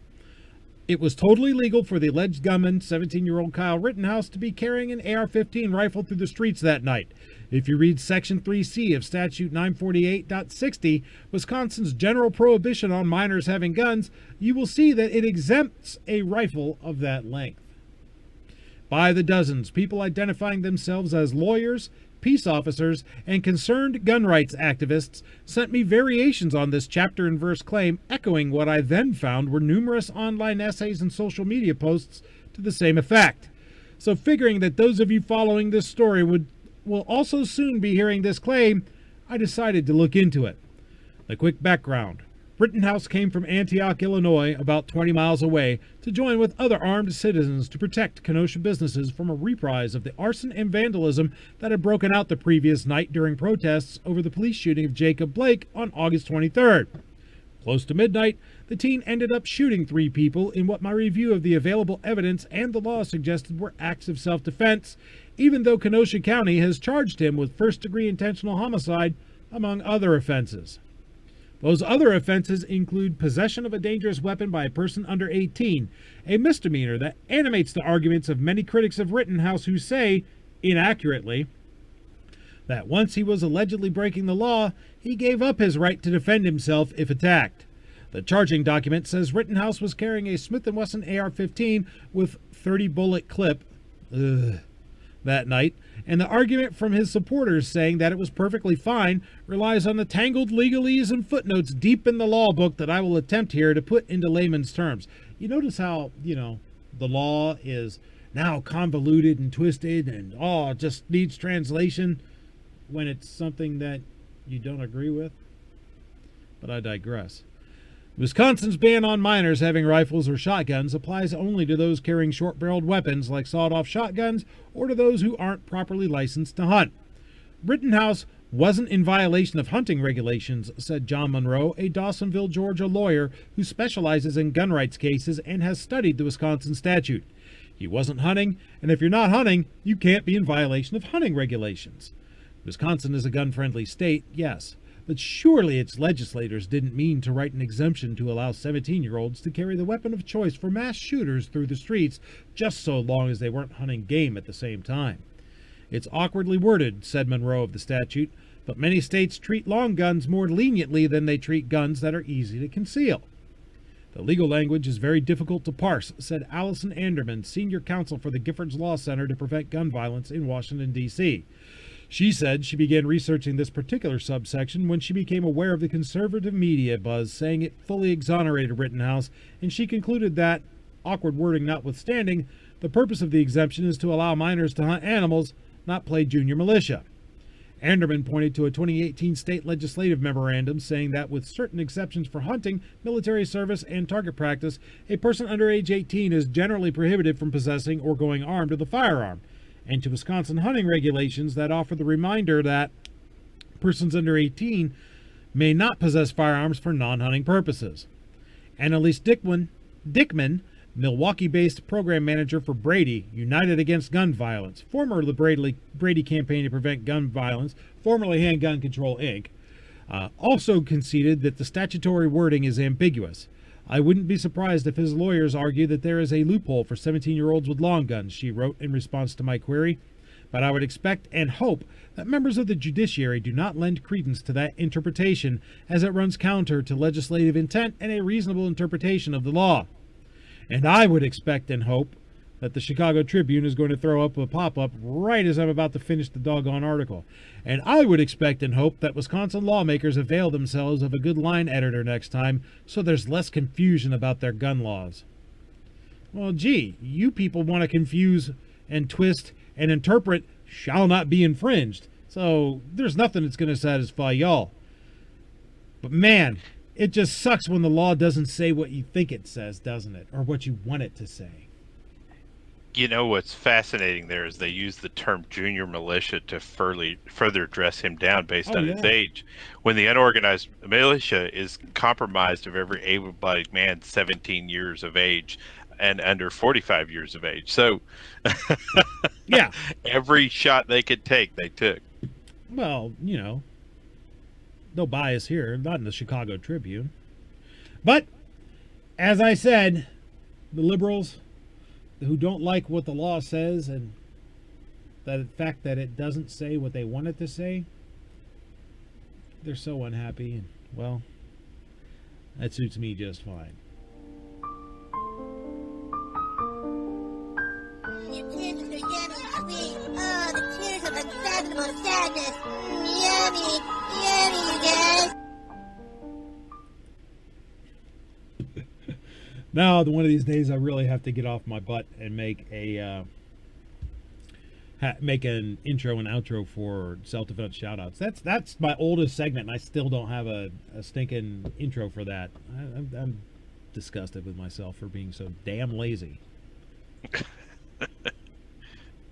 By the way, thank you, Squib, for sending me that wonderful bit of Cartman.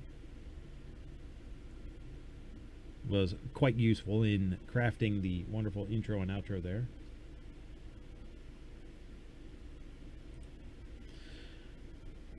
Where are we at? Oh, yes. You know, the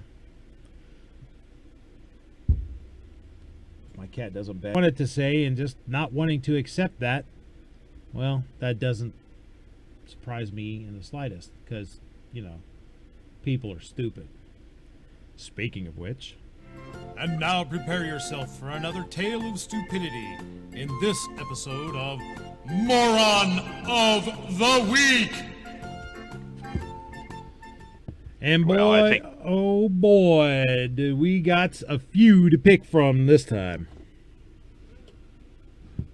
Oh yes. Oh yes, we do. First up, in this piece from BearingArms.com, Gun Owners of America labeled conspiracist by news site. From September 8th by Tom Knighton. Lauren Boebert shocked a lot of people when she won her primary race. Few expected for the restaurant owner to make that much of a splash into politics, yet here we are. Boebert isn't shaping up to be some kind of a squishy Republican either. She's taking hard lines, and a lot of people don't like it. They dislike it so much they're willing to libel an entire organization to make a point.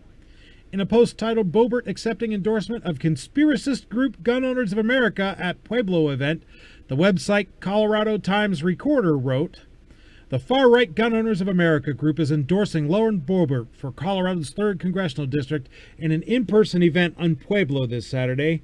GOA is a fringe pro-gun group that, like Dudley Brown's National Association for Gun Rights, has sent fundraising emails asking for money to defend Kenosha shooter Kyle Rittenhouse. The group also has a history of promoting extremist conspiracy theories. Following the Aurora Theater shooting in 2013, GOA issued a press release offering founder Larry Pratt's availability to discuss the possibility that the massacre was a false flag attack orchestrated by the federal government. So, one ranking member of the group makes a comment about the timing of an attack feeling suspicious, something that many of us feel when a mass shooting takes place at the worst possible time for a mass shooting to happen from a political standpoint. And suddenly it's not just that Pratt thought it was possible that there was more to the story, but the entire organization is built on a foundation of conspiracy theories? Yeah, sure. I totally buy that. However, maybe we should be a little suspicious of the messenger.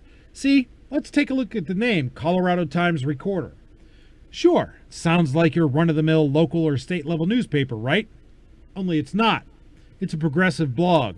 From their own About page, we aim to be fair and accurate. Our work has a nonpartisan progressive orientation, which means we emphasize coverage of Colorado stories that advance or illuminate the progressive values of freedom, justice, responsibility, opportunity, and equality. Unless you're a gun owner. In other words, there's an inherent bias in their reporting. Now that's fine. Bearing Arms has an inherent bias in what we report as well. The difference is that with a name like Bearing Arms, everyone and their brother can guess what that bias is. We're not trying to hide it by using a name that suggests a news outlet rather than a political blog. As a result, people will see this hit piece on Boebert, who apparently scares the crap out of them, and think that the Gun Owners of America is out there screaming about black helicopters, cattle mutilations, and the New World Order coming to scan your brains, rather than the staunch defenders of the Second Amendment we all know them to be. Frankly, even if that were true, the Colorado Times Recorder writer completely and totally failed to make the case. Larry Pratt said something back in 2012, and that's the only link you have when it was his son who issued the endorsement? Pathetic work, really. The truth is that the progressive wing of the Democrat Party is terrified of someone like Boebert, and they'll do anything to try and prevent her from winning the election. That seemingly includes defamation, apparently.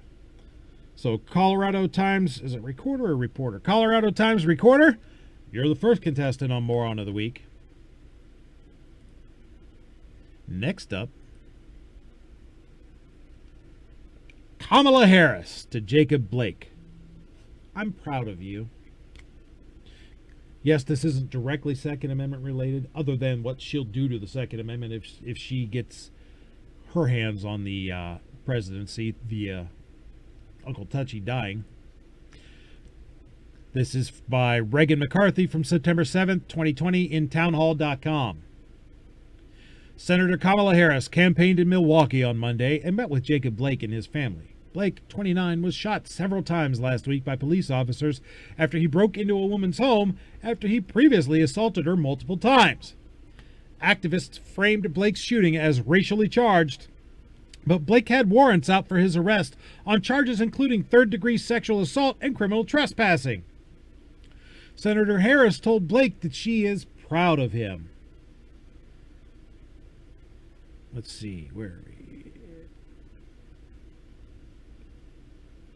This is from Ben Crump, trial lawyer for justice. It says, this is a statement that he released.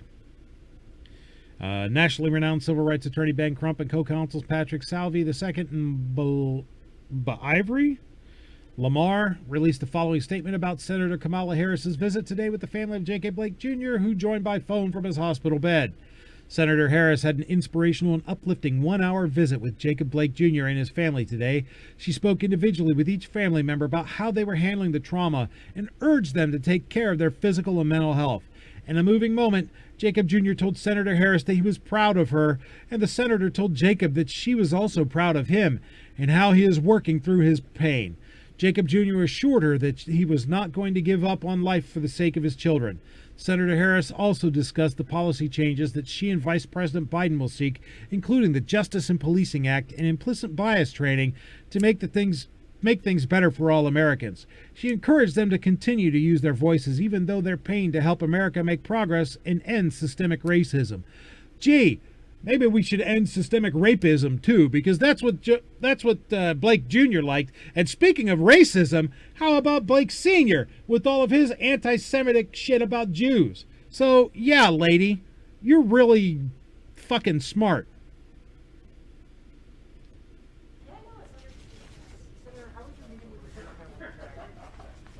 Really wonderful. I mean, they're an incredible family, and what they've Just endured, incredible. and they just do it with such dignity. Next and in line for the they're presidency. carrying the weight of a lot of voices on their shoulders. Such dignity. Overwhelming One, visiting a express felon. Concern for their, well-being, and of course, for their brother and their son's well-being, and to let them know that they have support. Man, what a shame that he's paralyzed from the waist down. That way, he just can't rape anymore. He loved to do that. Police officers were responding to the warrant for Blake for alleged felony sexual assault at the time of the incident. The criminal record states that Blake broke into the home of an unnamed woman via the New York Post. The victim, who is only identified by her initials in the paperwork, told police that she was asleep in bed with one of her children when Blake came into the room around 6 a.m. and allegedly said, "I want my shit," the record states. Senator Harris, a self-proclaimed champion of the Me Too movement, immediately condemned Blake's shooting by law enforcement officers before all information was present. Weeks later, she does not acknowledge Blake's criminal history because pushing an anti-law enforcement narrative is more politically expedient. Jacob Blake should not be fighting for his life right now. No, the son of a bitch should be dead. As Joe Biden said, there must be an immediate investigation and the officers involved should be held accountable. Jacob, our nation is praying for you and your entire family. And according to Uncle Touchy, yesterday Jacob Blake was shot 7 times in the back by police. His kids watched from the car. Today, we woke to grieve yet again. We need a full and transparent investigation. Yeah, we do. Of his sex offense. Senator Harris and other Democrats perpetuate the race narrative in Blake's case, but the facts do not support the narrative. So, Kamala Harris, you're the next contestant on Moron of the Week for certain.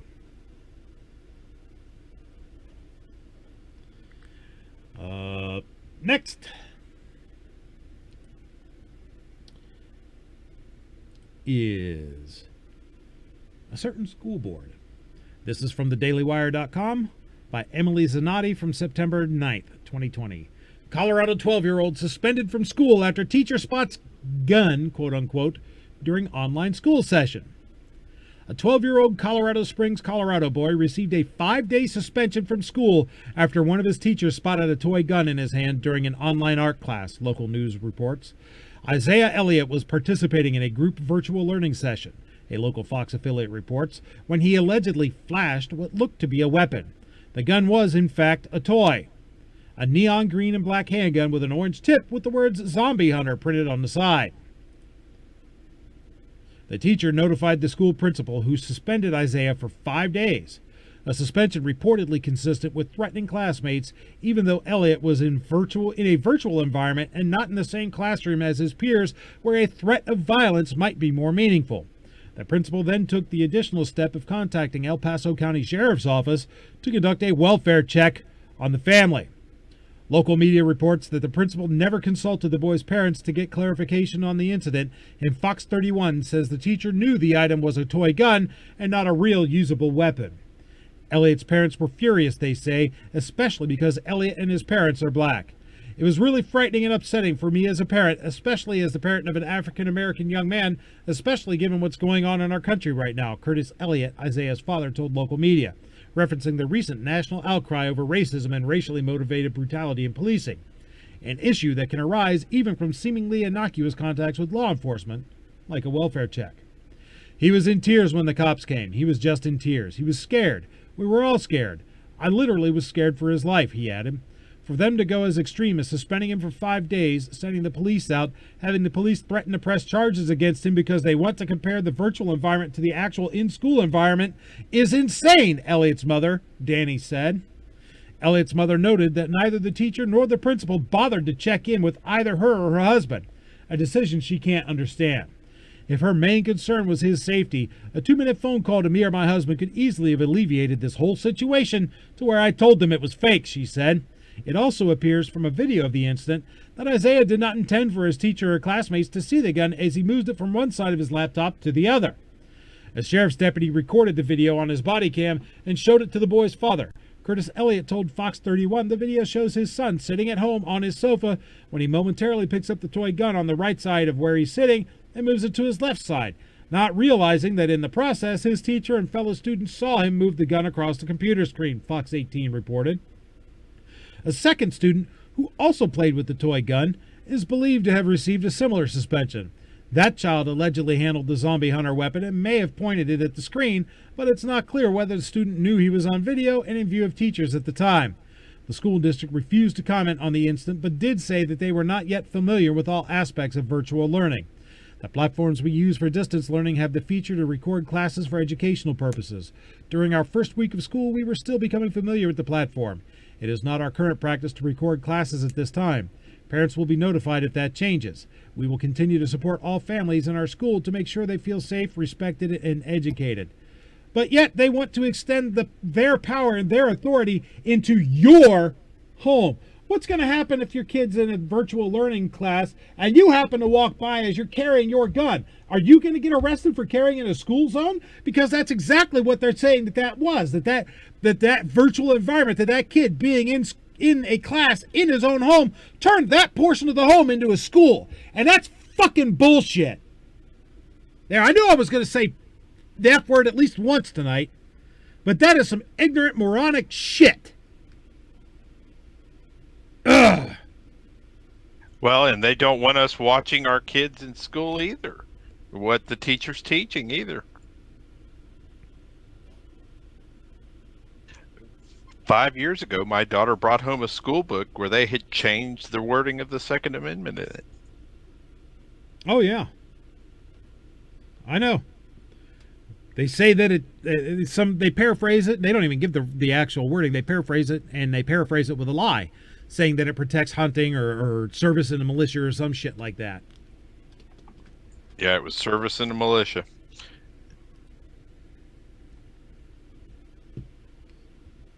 So, Colorado principal, you're our next contestant on Moron of the Week. But wait, there's more. Because Uncle Touchy's place in this week's Moron of the Week is not honorary. This is from bearingarms.com. Biden's latest lip service to the 2A ignores its core purpose. On Friday, the Biden-Harris campaign announced the creation of Sportsmen and Sportswomen for Biden, which is kind of a mouthful, but perfect illustration of the contempt the Democratic presidential candidate regularly displays towards the right to keep and bear arms. The new group isn't exactly a who's who of the Second Amendment world, but more like a who? Who? Gaggle of Democratic officials and party stalwarts. Of course, it's nearly impossible to get any actual Second Amendment supporters to publicly back Biden, given his anti-gun and anti-gun owner agenda. The new group laughably claims that Joe Biden has committed to key principles that will ensure a strong future for hunting and fishing in America, protect the Second Amendment rights of law-abiding Americans to purchase and responsibly use firearms for hunting and sporting, conserve America's natural resources, including its public lands, increase opportunities for hunting, fishing, and other forms of outdoor recreation. Sounds like Joe Biden's protection of the Second Amendment would strip it of its core purpose, according to the U.S. Supreme Court, the right of self-defense. It also ignores the words of James Madison, who wrote in Federalist 46 about the necessity of an armed populace to prevent and check federal tyranny. Let a regular army, fully equal to the resources of the country, be formed, and let it be entirely at the devotion of the federal government. Still, it would not be going too far to say that the state governments, with the people on their side, would be able to repel the danger, the highest number to which, according to the best computation, a standing army can be carried in any country does not exceed 1/100th part of the whole number of souls, or 1/25th part of the number able to bear arms. This proportion would not yield in the United States an army of more than 25 or 30,000 men. To these would be opposed a militia amounting to near 500,000 of citizens with arms in their hands, officered by men chosen from among themselves, fighting for their common liberties, and united and conducted by governments possessing their affections and confidence. That's from one of the founders themselves. This new group for the Biden-Harris new front group for the Biden-Harris campaign is just another piece of AstroTurf in his Potemkin village, a way to claim that Biden supports the Second Amendment. Why, look at all these gun owners who support him. The mainstream media will unquestionably repeat and amplify the campaign messaging without a single adversarial question about what Biden's supposed support for the Second Amendment really means. To paraphrase Biden's thoughts on black voters, if you're voting for Biden, you ain't a Second Amendment supporter. Not only would his campaign agenda turn your rights into privileges, but his likely appointments to the Supreme Court would lead to decisions that would undo much of Heller and McDonald, which anti-gun activists view on par with judicial abominations like the Dred Scott decision. Biden's no friend to the Second Amendment, unless you think the right of the people to keep and bear arms only exists when you're in the field or at the sporting clays course. So, Joe Biden, you are also an actual contestant for Moron of the Week this week. So there you have it, folks. Those are our potential morons. Well, actually, I think all of them are morons, but only one can win. And so far, it's the Colorado Times Recorder, Kamala Harris, the Colorado Principal, and Joe Biden. Squib, who do you think should be the Moron of the Week? Anybody who works at a public school and is afraid to go back and uses it as an excuse not to go there every day and do the job that our taxes pay for should be fired and not given any severance, not have any ability to collect their pension no matter how long they've paid into it. And I don't care if they get blacklisted from ever teaching again. I got to go to work. You go to work. This virtual learning in the home is not good for our children. Nope. So, I agree wholeheartedly. Colorado Principal. Nighthawk Medic, who do you believe should be the Moron of the Week? The Colorado Times Reporter, Kamala Harris, Colorado Principal, or Joe Biden? Boy, Squib makes a heck of an argument, and I'm going to have to go with him on that one. Because right now, those people are destroying the roots of our country, actively. Colorado Principal. Colorado Principal it is, so far, as the only one voted for. So this is where you folks out there in the chat can let me know what you think. Who deserves to be the Moron of the Week? The Colorado Times Recorder, Kamala Harris, the Colorado Principal, or Uncle Touchy himself, Joe Biden? Seven Wonders says the Colorado POS Principal.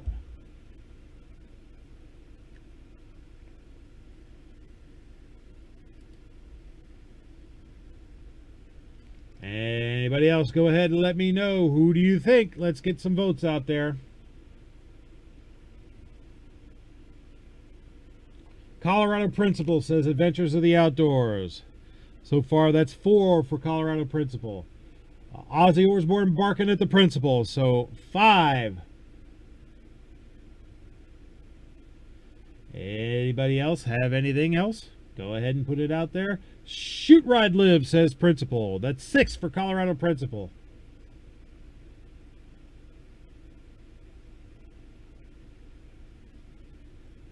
Anybody else out there want to go ahead and weigh in? We got 26 out there watching. Let's get some votes. Guy that comments says Common Core, so I'm going to assume that's Colorado Principal. That's 7 for Colorado Principal. So far, this has been a clean sweep. Colorado Principal is not opposed.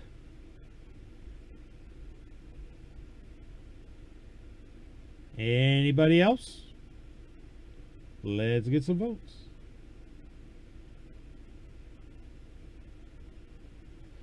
Patriot in the Dark says any of the normal Democrats are always going to be choices, but of course the Principal is an asshat. I will take that as a vote for the Principal. So far, it's 8 for the Principal and 0 for anybody else.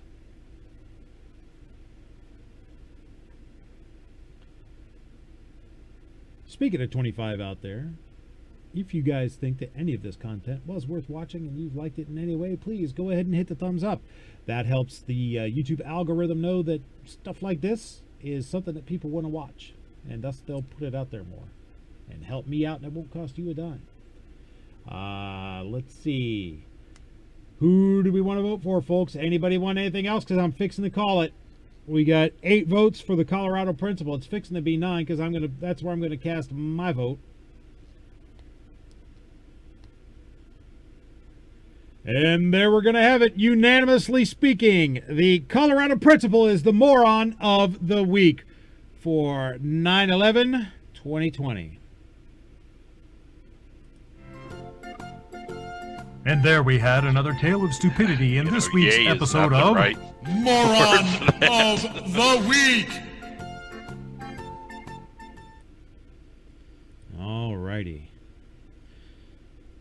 Yeah, I figured that was either going to be Kamala or the Colorado Principal, and I was not disappointed. I knew it was going to have to be one of them.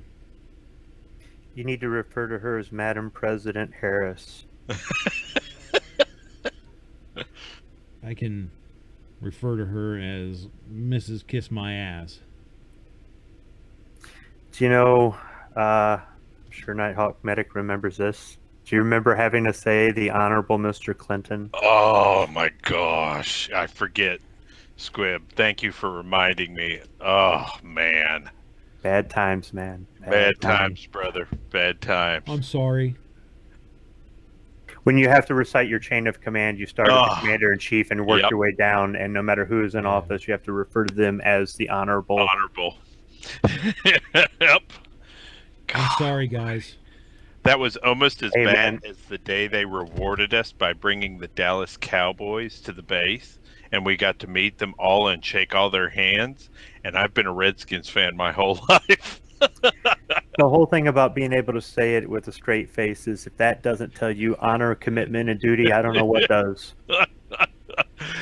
I'm sorry for helping do that to you. Lord, leadership, loyalty, duty, respect, self-service, honor, integrity, personal courage. Yeah, it's, absolutely, yeah. It's just damn ridiculous that he ever got elected, but he did.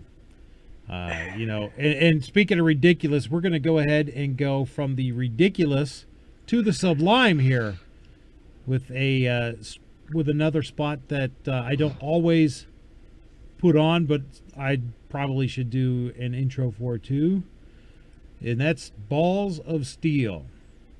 This is from newschannel9.com. by WTVC, Thursday, September 10th, 2020. Son describes father's exchange of gunfire with wanted fugitive Dalton Potter. Gordon County, Georgia. After nearly 72 hours on the run, Dalton Potter is in custody as of Thursday morning. The GBI says early Monday during a traffic stop, Potter fired at a Whitfield County deputy. Potter, who's from Texas and is described as a survivalist by local authorities, did not put up much of a fight when authorities finally caught up with him Wednesday night, but that does not seem to be the case earlier in the day. We spoke with a man who says Potter and his father, Eddie Clower, exchanged gunfire last night. Clower's son, Noah, says his dad was in the yard feeding their animals when he felt a kick in the back that sent him to the ground. Noah says that was actually Potter shooting Clower. Noah says this progressed into a fight, and with Potter shooting his dad again before his father pulled his own gun on Potter. Noah says Potter fired at his dad a third time, grazing him in the head before running off. Clower says he doesn't know if he hit Potter or not. Whitfield County Sheriff Scott Chitwood later said that Clower's bullet grazed Potter's head. A Whitfield County Sheriff Scott Chitwood says that they found Potter with a head injury. We spoke with Noah, who said he was proud of his father for thinking quickly. He's a freaking winner. He's a champion. I don't know how to explain it, Noah said, adding, I just want to see justice. I know it will come. Noah tells us that his father is doing okay while he recovers and cautions everyone to always check your surroundings. Clower's family has set up a GoFundMe account to help pay medical expenses. So let me go ahead and open that link-a-rooney. Maybe GoFundMe will let it be there. I don't know. I'm kind of interested to see if they pulled it down or not. No, they haven't pulled it down yet. No kidding. I'm shocked. So I will go ahead and throw that out in the chat if you guys want to help this gentleman take care of his medical expenses and possibly buy a wheelbarrow to cart around those gigantic balls. He felt something kick him in the back. That's the wildest description of being shot I think I've ever heard. Guy got shot twice and then pulled his gun and went to work and fought through it. Update. We spoke to Eddie Clower from his hospital bed on Thursday. He says he believes his gun saved his life. I believe it did too, because that guy was trying to murder you for absolutely no reason. Come up, shot you in the back, then shot you again, then shot you a third time. All the while you're firing back at him finally. You know, good for you, buddy. Mr. Clower, you definitely deserve the balls of steel here. And that goes to show that, when people ask, well, why do you need that many bullets in your magazine? Why do you need that big a clip, quote unquote? That's why. Because people are tough to kill. If they have the determination to continue fighting, they're going to continue fighting no matter what. And you might need that many to put them down. Thankfully, the piece of shit bad guy just took a great... Think about that. This guy got shot 3 times by this piece of shit, once in the back. He grazed him in the head and he took off running like a girl. Well, no, not like a girl, because girls can be tough as hell too. Like a little bitch. Hopefully that's what he'll be made into in prison.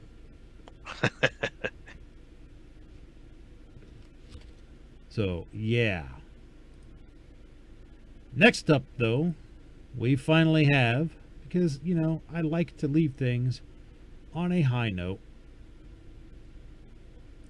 We have what is Roll Call 219's favorite segment, Self-Defense Shoutouts. Yay! I was like, oh my God, I'm going to get shot, Haggerty said. Budget. Yes. Buffering. You almost made it through the show, man. I'd only cut you off if it was that. Or no, it's cool. It's cool. Thank you for letting me know. Anyhow, for those of you who messed during the technical diddlies, from Arvada, Colorado, KDVR, a Colorado man says he doesn't regret his actions after confronting a would-be carjacker outside a local supermarket.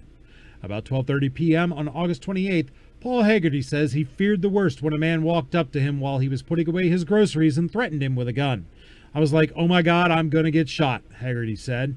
The man demanded the keys to Haggerty's car. He says seconds later, there was a gun pointed at his stomach. It was surreal. When he pulled that gun, I went into tunnel vision.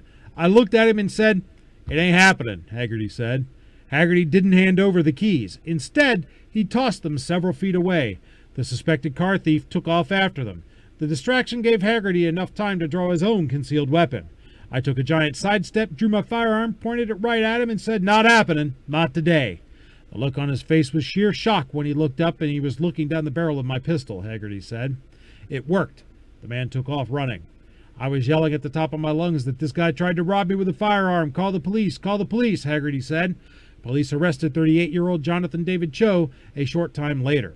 He had reportedly just crashed a stolen truck outside of the McDonald's next door and was looking for an escape vehicle, according to police. "You picked the wrong guy," Haggerty said. Haggerty has a concealed carry permit.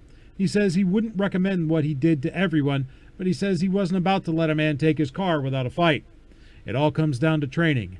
At the end of the day, I don't regret anything I did, and he's now in jail, Haggerty said.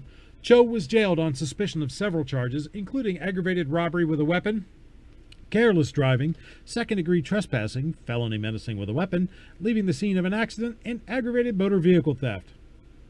Good for you, sir. But wait, there's more.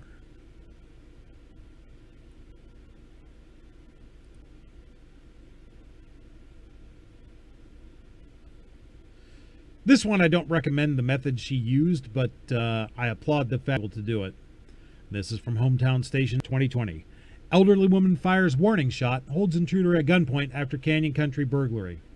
An elderly woman fired a warning shot after the man broke into her home and held the suspect at gunpoint before deputies were able to take him into custody, officials said. On Thursday around 2 p.m., deputies received reports of a possible burglary call in the 15,000 block of Baker Canyon Road in Canyon Country, said Shirley Miller, spokesperson for the Santa Clarita Valley Sheriff's Station. The elderly female victim called 911 and said the male adult was knocking and trying to get into her house, Miller said. She did not know who he was. Moments later, the burglary suspect made entry into her home, according to Miller. She locked herself in a room, and the suspect allegedly forced entry into the room, Miller said. The victim had a firearm and told the suspect, Miller. After the suspect exited the house, the woman fired one shot in the air and told the suspect to get on the ground, according to sheriff's officials. He was on the ground when deputies arrived, Miller said. Colin Keoshian, 29, from Valencia, was arrested on felony burglary charges, Miller added. No injuries were reported, according to sheriff's officials. Keoshian was arrested and transported to the Santa Clarita Valley Sheriff's Station jail with bail set at $50,000, according to arrest records. What I don't recommend is a warning shot. If you're going to shoot them, shoot them. If you're not, don't. Don't give a warning shot, because as I tell students in my concealed carry classes, every projectile that leaves your muzzle has 3 teams of lawyers. Yours, theirs, and the state's. And you don't want to get any of them involved if you don't have to. You're responsible for what happens. If you fire a shot in the air, it's got to come down. And if it hits somebody that it's not supposed to, that's on you. So I would definitely not fire a warning shot. Yeah, and if you want to see what it'll do to your wall, if you're inside the house, check out New York Outcast videos. Amen. Next Ammo's up, expensive anyway. Yeah, well, there is that. I can't afford a warning shot, right? This is from Right. LaGrangeNews.com, from the LaGrange Daily News. LaGrange police charge 1 in Wood Glen apartment shooting by Hunter Riggle from Wednesday, September 9th, 2020. Oh, really? Which of the following toys have you heard of? Yeah, Barbie. Next. No, shut the hell up. Oh, come on, really? Skip survey. The LaGrange Police Department has charged 1 person after a shooting took place at Wood Glen Apartments on North Carey Street around 2 p.m. Tuesday, according to the LPD press release. Hakeem Newton, 22, of LaGrange, was charged with possession of a firearm by a convicted felon, possession of a firearm during commission of a crime, and 3 counts of aggravated assault, the release said.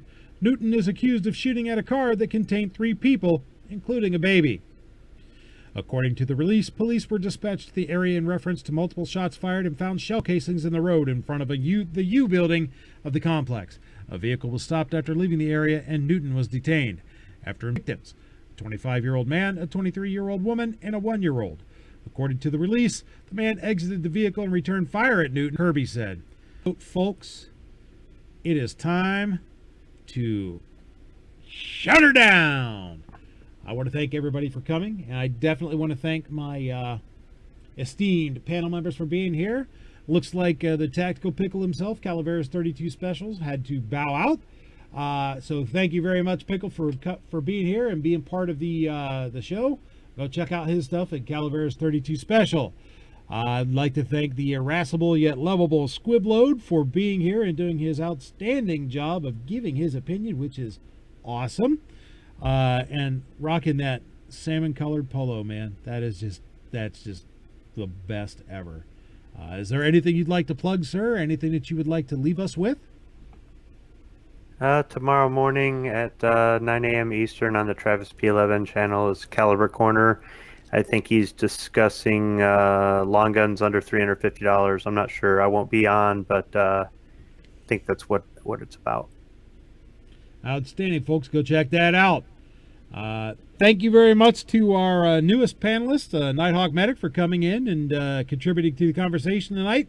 Is there anything you'd like to plug? Anything that you'd like to leave us with, sir? Not much. Just appreciation for letting me come and join the panel on such a great topic night. It's great to get out and play with other Second Amendment folks. Hey, everybody make sure you get out and vote and have an amazing day. And on that note, as you can see, folks, well, let me back up just a little bit. I do want to thank all of you for coming here and spending your Friday night talking with us. You could have been out doing anything that, your governor would let you do at 11:30 p.m. Eastern, and you chose to be here. Of course, maybe that's because you can't go out and do anything else. I don't know. But at any rate, thank you for being here. As always, I am humbled and amazed that you've chosen to spend this time with us and have these conversations. As you can see by the topics tonight, there's a lot of stuff going on in the world, not all of it good for the Second Amendment. It is now more important than ever for us to get out the vote, for us to make sure that we talk to other people, our friends, family, co-workers, everybody, to let them know about these issues, to let them know what the potential rulers for all of us, the potential presidents, have in store for us on their political campaigns that they should win the presidency. Let them know what's at stake. And speaking of let them know, remember to let your Congress critters and elected representatives know what you think. Send them a snail mail, email, telephone, telegraph, carrier pigeon, smoke signals, semaphore, anything that you have to do to let them know what you think, and never, ever, ever give up the fight. I'll see you guys next week.